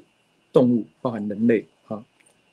那3次元里面就有分比较高振动比例比较高的是人比较低的是畜生道人道畜生道这2个。到4次元呢，就是高维度的同样维度高阶的，阶段不是阶级是平等平等，权利平等，人权平等，人格不同，灵权不平等，灵格不同，那个格不同所以平等叫做什么？慈悲，慈悲是有教无类之慈悲，教育学的有教无类，有爱无类之慈悲，无分别，慈悲无分别智慧有了别，了了分明因材施教就是智慧，各个不同，平等不同，慈悲智慧这2个是提升个人频率的2个元素两个科目了。慈悲和智慧都要60分以上，都要到一个标准。慈悲90分，智慧10分，合起来100分就毕业了。这是作弊，不法作弊，都要60分以上。那一般的人呢，有的慈悲发达，有的智慧发达，要2个都要圆满才是完整的才是具足圆满这样。慈悲智慧2只分加2只脚，2只脚能够走路跑步。如果1只脚慈悲发达，智慧方位，智慧发达，慈悲方位，就是变成残障人士，叫做跛脚拿拐杖了。慈悲智慧都没有成长，没有开发，就变成瘫痪了，就坐轮椅了。所以慈悲智慧2足存，所以修行的修慈悲智慧而已。就神圣目的的就是慈悲智慧加情绪管理，这样就很完整那情绪管理好，就破了这个嗔心；有智慧破了愚痴；有慈悲就破了贪爱，叫破3毒。这3个要破3个毒，3个心理的病毒。好，来探讨这个人是在三次元的比较接动频率比较高阶，那比较低阶的畜生道就是动物动物比人单纯，人是万物之灵嘛，人呢会有理性、有感性会思考、会有想象力多了一个大脑皮质这样子。那4次元呢？4次元跟5次元一个关键无条件的爱在5次元以上，是无条件无私的爱，无条件无所求、无所待的爱在5次元。如果说有条件的爱、有所求的爱，有所待的爱，是在4次元以下的，叫做欲界。欲界是欲望情欲。那高阶的是天道跟阿修罗道那如果比较低阶的是鬼道跟地狱道，在4次元的低跟高分开的5次元以上就是无条件的爱以上的智慧呢，还有情绪稳定的，智慧开发了无字的爱，好，开始5次元以上，5次元以上到最高次元是神上帝啊，最高次元是 n 加1次元。那次元是怎么来看待呢？它有2个重点哈，高次元超越低次元，我用比喻有3D 超越2D，这叫智慧，智慧更高超的。3D 并没有否定2D，并没有毁灭2D，3D 包容2D，这叫慈悲，慈悲是大包容，智慧是大的超越、超脱，不受限制，这叫智慧。好，那来看这个，若以零的属灵的次元啊，刚才是数学是属式的，我用属灵的来看次元哈。高次元就是说我们是3次元嘛哈，用个比喻好了，蚂蚁是2次元的生物，蚂蚁昆虫那个蚂蚁有平面感，它没有立体感，对蚂蚁没有惧高症，它不怕跌倒，不怕高，因为它活在平面，不同的平面哈。那蚂蚁里面有善良的，也有有很凶的蚂蚁，好，所以阿修罗道在畜生道也有修罗，修罗道很有趣哦。修罗道是什么呢？给它修罗哈，我们要修阿罗汉，修偏了变阿修罗的出偏了偏掉了。好，台中往台南的阿罗汉、菩萨、佛，好，天使、上主，这样一路正向的进化。啊，如果是走偏了变到台东了偏掉了，到台北的偏更远了，南辕北辙。那个阿修罗是什么？是小我的5种毒素里面呢，嗔心很重。阿修罗就是贪嗔痴的嗔，很容易生气，燃点很低，地雷多，燃点低。一般燃点100度才会沸腾，那水100度沸腾。阿修罗可能是像酒精30几度就怒火都烧起来了。好，所以嗔心重，然后呢，疑心重，很容易猜疑、多疑、疑神疑鬼，疑心病，还有嫉妒心很重，还有呢，慢心重，很骄傲，极度的自大，有的会很自卑，忧慢劣慢，这修罗道，它的3个毒素特别严重。那到一个指数够高才叫修罗就是这个沉沦的指数这个病入膏肓很严重，那个病中毒很深他喜欢跟人家斗争、竞争、战争较量、攀比喜欢比较，这是修罗道的一个特质。那修罗道有天的修罗，有人的修罗，有动物畜生道的修罗，有鬼道的修罗。比如说猴子选猴王，靠打架赢了当猴王，那个会打架的猴子就是阿修罗，所以阿修罗可以当王因为他会打败喜欢战胜别人，喜欢侵略别人喜欢打败别人，这是一个乐趣别人的失败是我的快乐，就是阿修罗。对地球阿修罗当道，阿修罗很多希特勒就是阿修罗屠杀犹太人发动战争，然后希特勒在位的时候杀了1300多万人，生灵涂炭，叫做人间的修罗。那修罗不等于未必是魔，魔是邪恶，那修罗又邪恶，叫做魔这样子。那修罗也有是好的，也有做善事的，也有喜欢行善、喜欢助人的，那就是所谓的正义魔人。正义魔人是好的修罗，正义是太阳。为什么正义应该是正义神人、正义佛心的人？为什么是魔人呢？因为正义感越重的人，嗔心又越重，叫义愤。义愤填膺，这个愤怒。正义提高了，愤怒提高了，道高一尺，魔高一丈。所以正义魔人这句话非常的矛盾。正义就是魔的人，就是他很容易生气，可他是好的，善良的。所以修罗一般会做护法，保护修行者。好，这叫修罗道。那有天修罗，那天修罗跟天人，天有天人、天神、天兵天将、天明，天女，这个天。那鬼的跟天刚好相反，鬼有一种叫恶鬼，恶鬼不是肚子饿，是说想要得不到，在天上想要欲界是什么？想要什么就有什么，就叫如意通，那个神通要什么有什么，心想就事成。但是这个恶鬼道是在眼前都吃不到、拿不到，要什么想要什么就没什么，叫做恶鬼道，肚子饿的饿，饥渴这样子。那为什么到轨道是作用力反作用力，就是自己投射的能量回到自己身上，还是这个原理？不是外面有个力量在审判啊，在这种自己投射的能量回到自己身上，因为相由心生，好，那能量回来反作用力就是反作用力，而有6道6种反作用力这样。好，那所以生命的经过相维度再升上去啊，好像玩捉迷藏，藏起来找回来的过程叫轮回。好，所以它有一个下降再上升的过程。对，下降就便于上升，入狱的目的就便于出狱，这样的比喻。好，看欲界哈，在这个世界叫欲界，欲界就是有小我的欲望、情欲啊、性欲啊各种欲望哈，所以它是自私的爱。好，它建议在条件交换啊，有条件有所求的基础上，对频率就被困在这个层次了哈，在4圣以下，5圣以上就无私、无条件、无所求、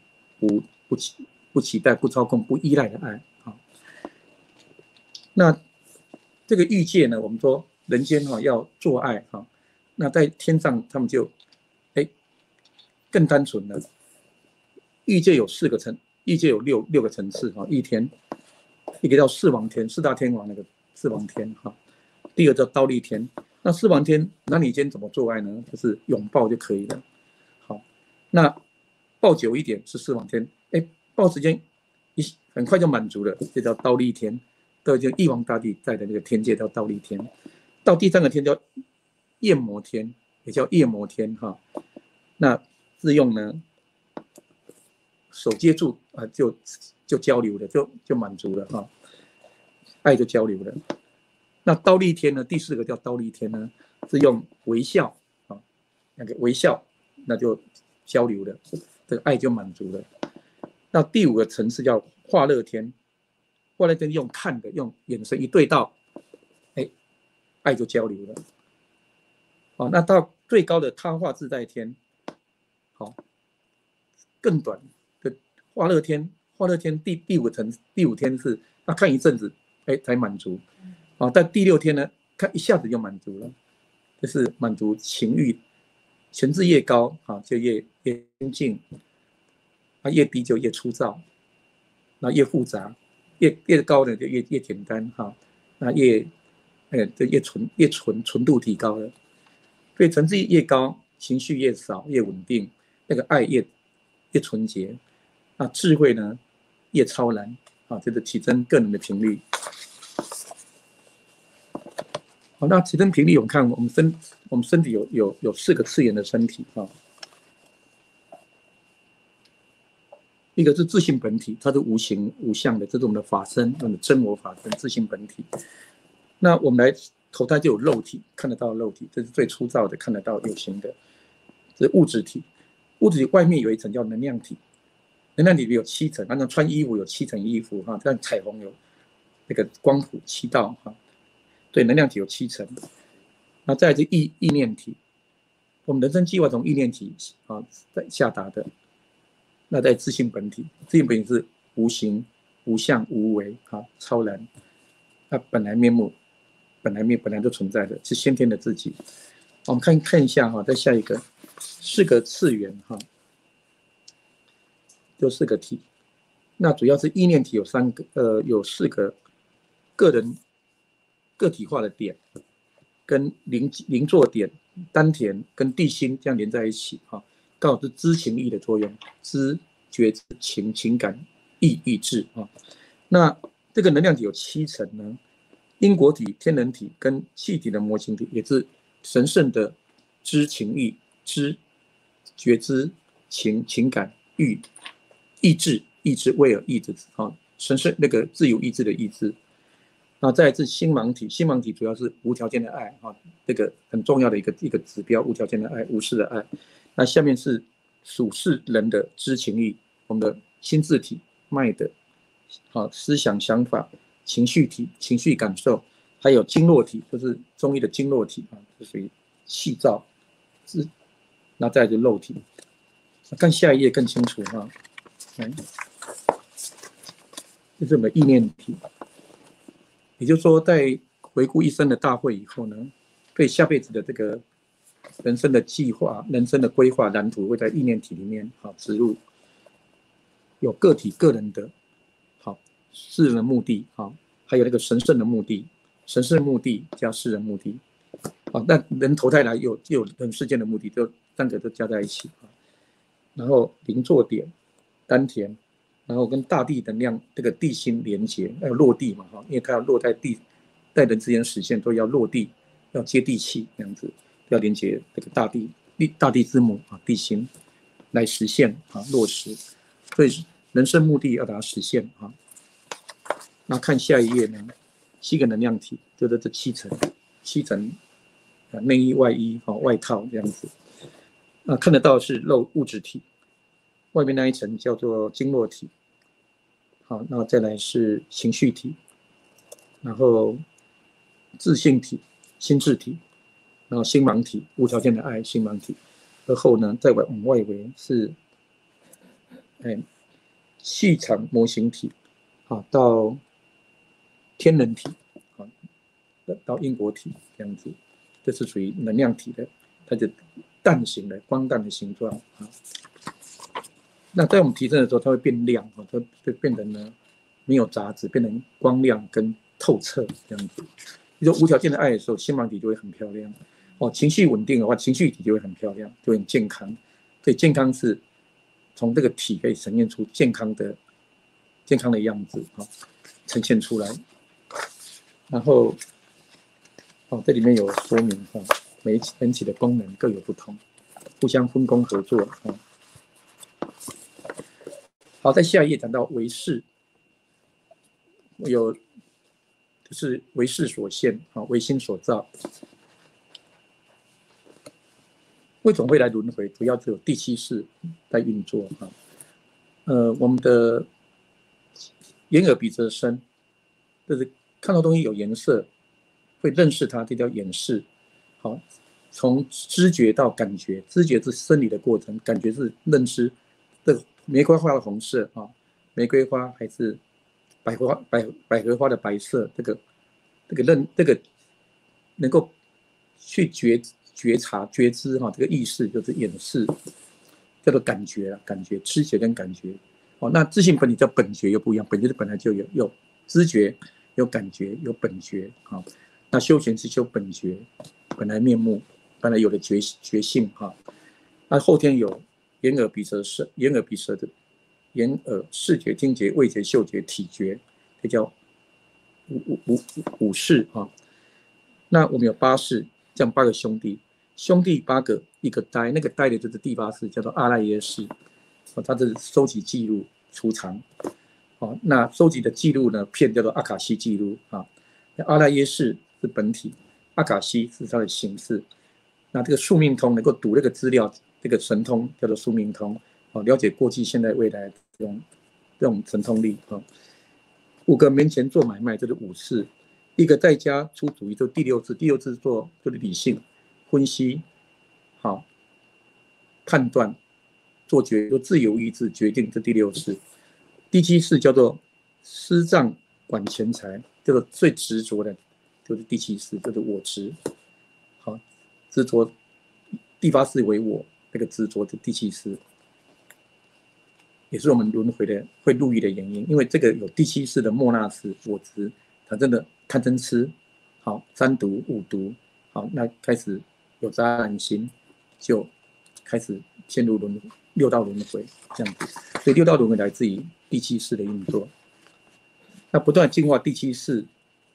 那活出清净心，也就是提升个人的振动频率还有15分我们下次可以继续好的，下礼拜讲那个下礼拜讲滴水禅滴水禅就是讲中阴中的禅定中阴，禅定中阴跟这一世可以用水灌溉的方式成长。我想到那个格瑞斯的故事后来他活下来然后度过各种难关然后在书上写他的这个心路历程，非常感动人心他就用他的心的生命的经验来让自己真的面对自己成长哈，那能够知道错误，能够修正啊，永远都可以修正。那这个要提升有一个重要就是忏悔很重要。好，那忏悔就是说有的要知道自己有错嘛，有事端嘛，示威之心，啊，那个恻隐之心，啊，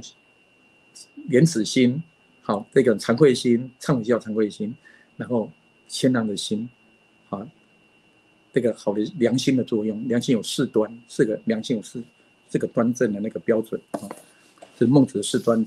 这是真理。然后呢，知错，知道错误了，认错，承认错误，然后改错，改变错误，这是 SOP 的流程啊。所以呢，能知道有错误，然后愿意惭愧心啊、羞耻心，然后去改变，哦，需要诚实面对自己，就没有不找借口啊。所以这个忏悔需要不护藏、不躲藏、不啊，哎，这个很重要的重点哈。那这样的就会提升自己的频率。那为什么我们会一直轮回是这样的？打个比喻哈，生下来以后呢，就被父母期待啊。那如果不公平的，比如重男轻女，那我们就感到受害。那受害以后呢，就感到很受伤啊。那受伤一定要处理，疗伤止痛，有治标有治本，各种方法。那就产生那种悲情的出来了。举个例子，刚被火烧，那个八口人被烧，被那个儿子，好俩公烧死了。那烧死，假如说里面那个妈妈好了，妈妈被烧死，是儿子被儿子烧死的，不是外人啊，不是歹徒，就是儿子就是想不开。这妈妈对儿子有母爱嘛，那就很复杂了。那又爱又受伤，啊，被爱的人伤害了，那这个妈妈呢就会悲伤，是受害者。好，那然后会愤怒，会生气，会气自己没有把儿子教好，或者气儿子那么冲动，会气老公没有好，可能会生气啊，生气可以生气自己，生气别人。好，那有的一直忍耐压抑就生病，有的会发泄，哦，会攻击别人这样，那就会有怨，哦，怨天怨别人怨自己，那真的会有恨，怨是弱势，恨是强势的哈。那恨以后就会讲报仇，啊，最这个有这个自信老师有一句话讲得很好，就是说他发现人只要有愤怒，就一定要报复，那就有来世的产生了。因为宇宙之慈悲会成全我们，好，爱之无限的造就，无限的成全，好，但是会有个公正的，会中道平衡，会有因果力平衡，还有神圣目标，好来纳入智人目标，用愿力来能够转化业力，好，所以呢，就会有来世的这个剧本哈，会恨、报复，那报复以后呢，好报仇，那恐惧在受伤害，好就产生恐惧再度受害，那为了避免再度受害，就会防卫，像乌龟啊攻击，像蛇一样攻击，好攻击以后会产生内疚，好，那内疚呢会有罪恶感，内疚。那内疚以后就容易为别人牺牲，那就再次有受害，它这个一个恶性循环，一个漩涡一直打转，然后往下沉沦。哦，这个12个，这是悟道的12个这样一直循环啊。哎，举个例子哈，例如说，我被哥们好朋友背叛了，或者讲我坏话了啊，或者骗我的钱，那我就会有悲伤嘛，我就会生气，那我就会有怨啊，对他有恨，好，然后就会去报仇。那恐惧冲突再度发生，我就保护自己防卫，哦，真的会攻击对方，我伤害对方，我就比如说我跟父母吵架吵架后开始后悔，开始感到罪恶感，感到很内疚，然后呢，然后就变成牺牲者，又变成受害者，好，一直循环，这种要打破的，这是转世的目的，要破解这一切，好，才能够提升振动频率，这样子。刚才讲知错、认错、改错嘛，哈。那有人呢不知道自己有错嘛，哈，或者说都是别人的错，知道有错是别人的错，只看到自己的错啊，或者死不认错这样子，啊，死不认错业力就比较重了哈，啊，不知有错，只要愿意知道就会被谅解啊。我们在做个案常做调节啊，做忏悔跟宽恕，受害者呢要学宽恕、原谅，加害者要学忏悔或者被宽恕，这样能够业能够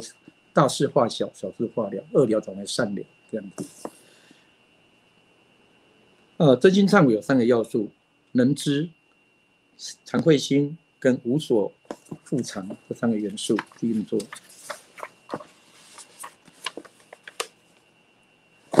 我们下次再继续好了，因为可以再继续跟滴水山连结哈，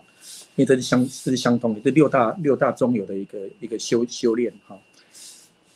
是这样哦，我们讲回到癌症了哈，因为主要是这个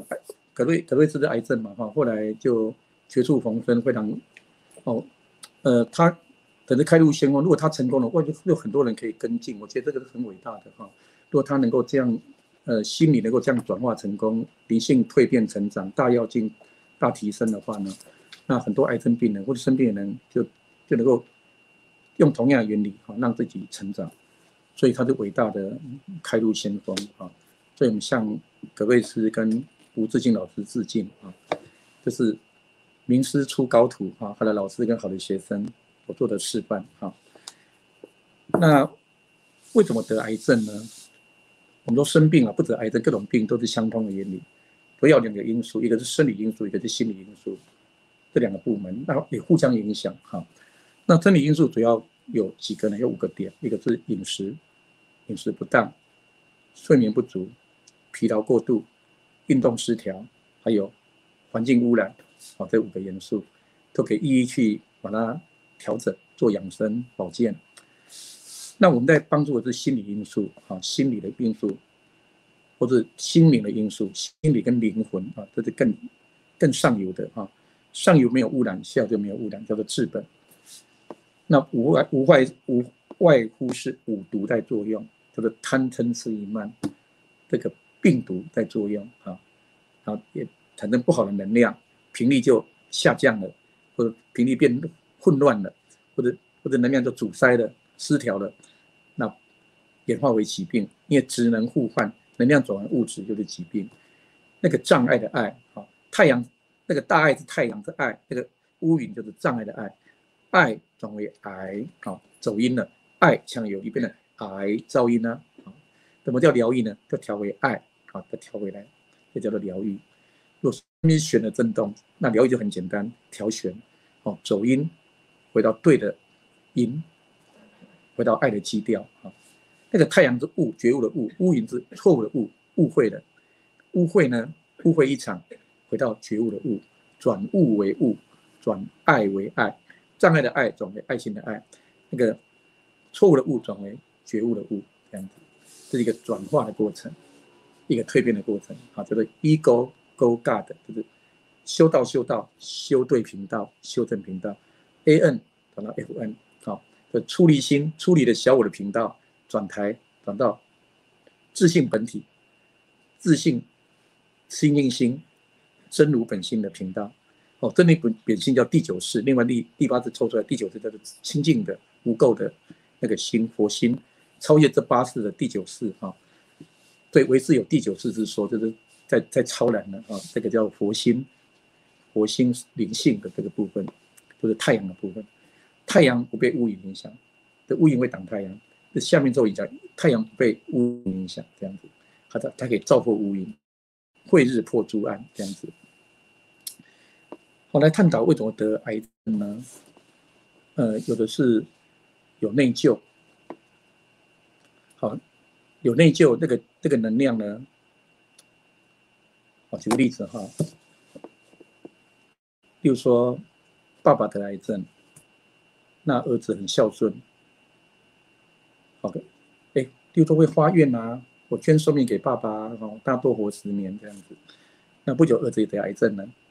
但因为捐寿命的关系还是不相关，可能是巧合吧，可能是共振了在一起容易得癌症，可能可能是饮食习惯啊都是同样的污染的东西，或者说它的频率容易共振。那这里面因为有一种内疚，说爸爸得癌症我健康不好意思，好，我变得比他好，所以呢他得癌症我跟着得癌症，这叫讲义气，这叫做愚孝或愚忠或者愚义啊，好像说关公、张飞、刘备结拜三兄弟啊，打架认识，就是说那个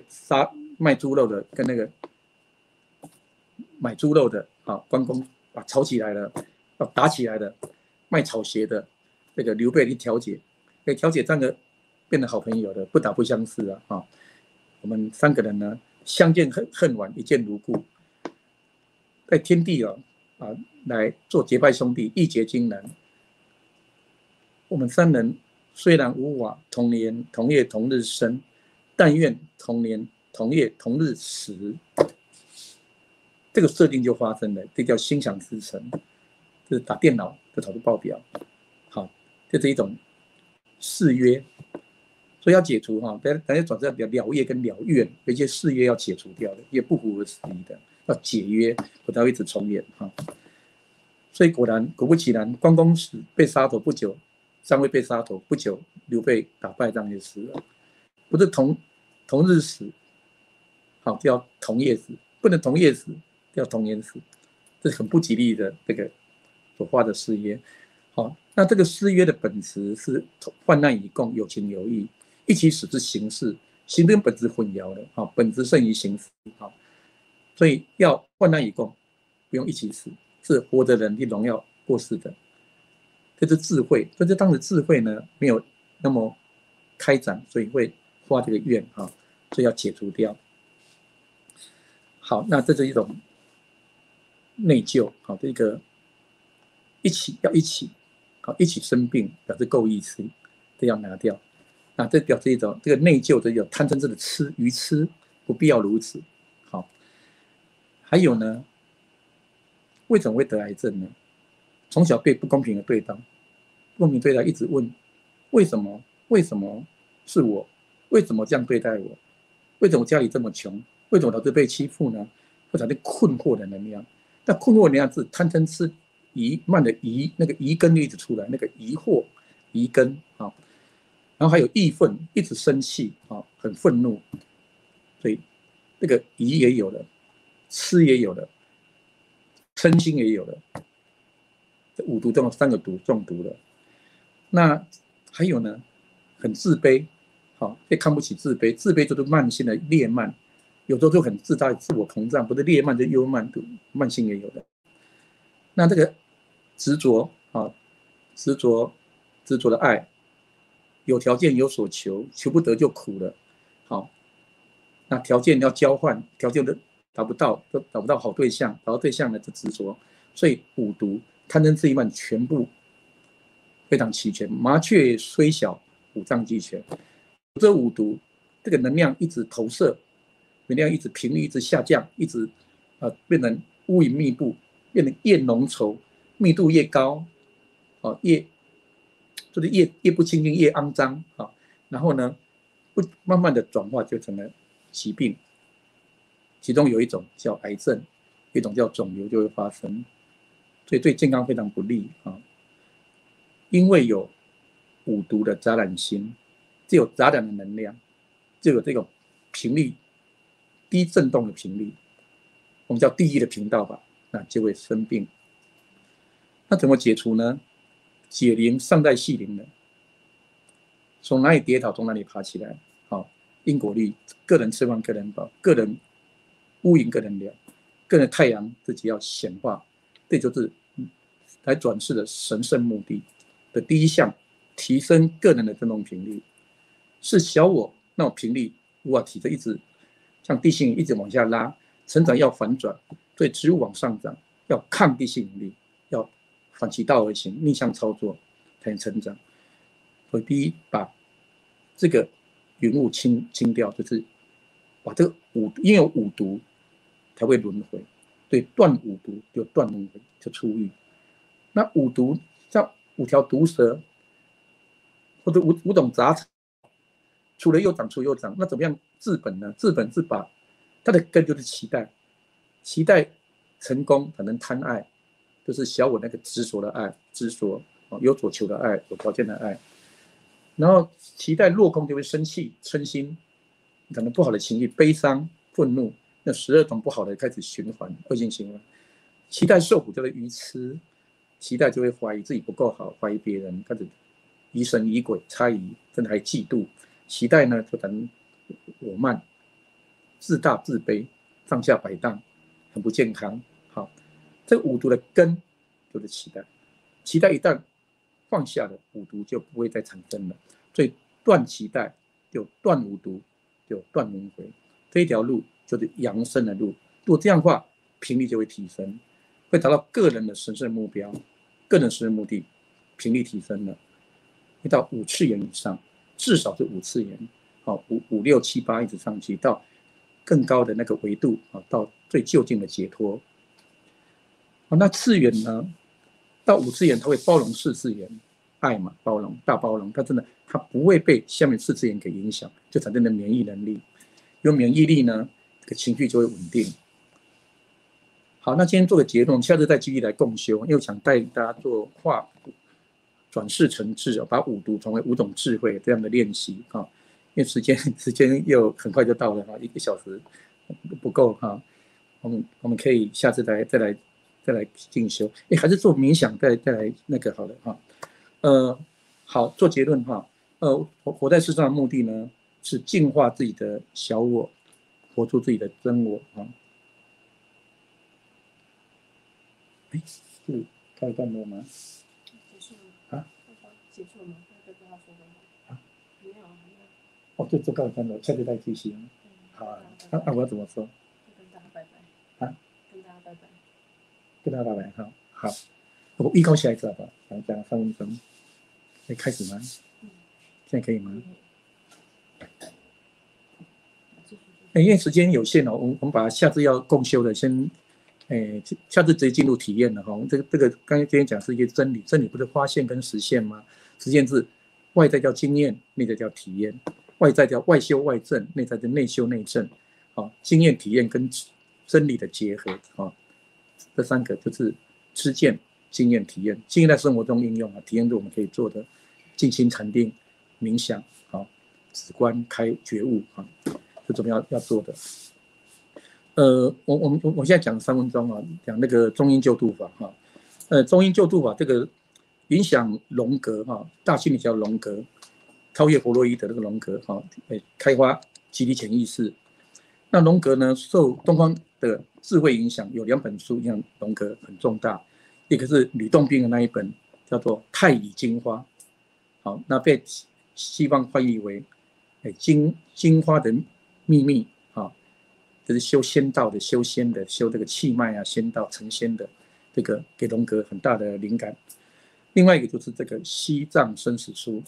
叫做《西藏度王经》，叫做中阴文教救度法。这是一个外国的一个学者哈，一个叫做李兹即从葛西一个喇嘛那边得到的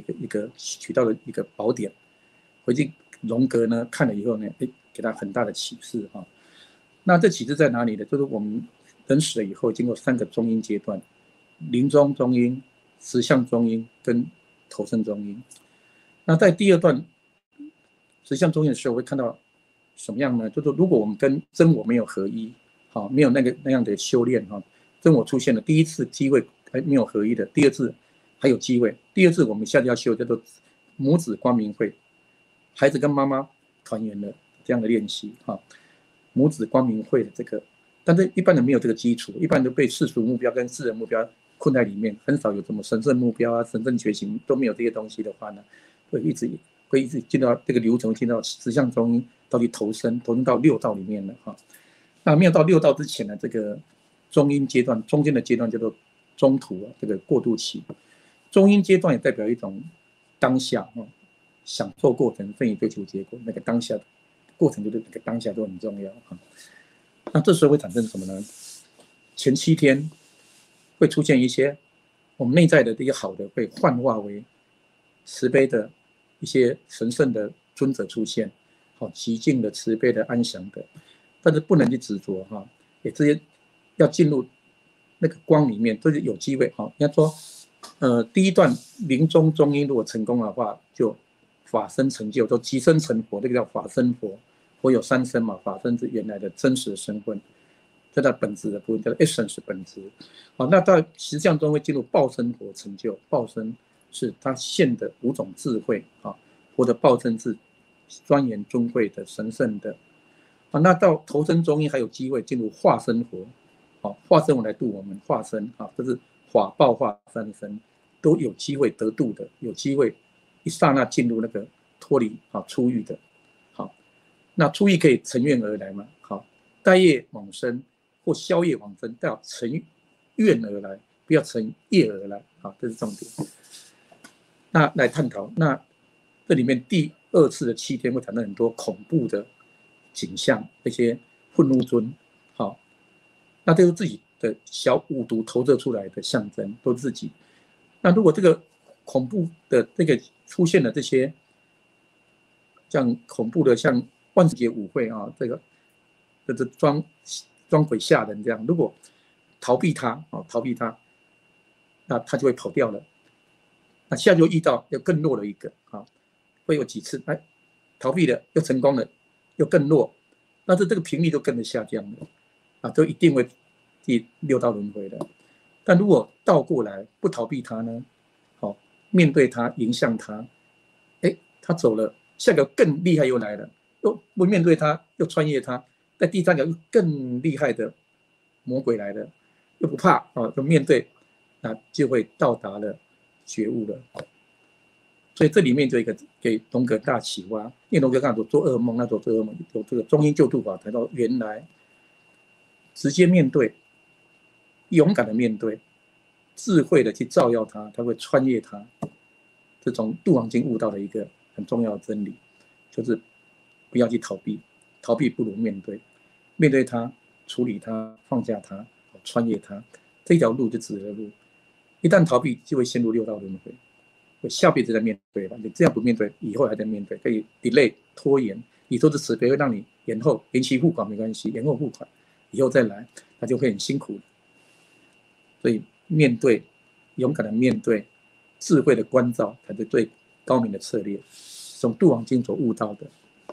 另外一个重点是在投身中阴的时候，有一个很有趣开始要来投胎当人好了，有的会到畜生，有的会变成那个鬼道或是地狱、天、修罗开始频率隔开的，频率开始稳定了就会现出来那个频率会到频率的那个同类相应的世界，叫同频共振吸引力法则。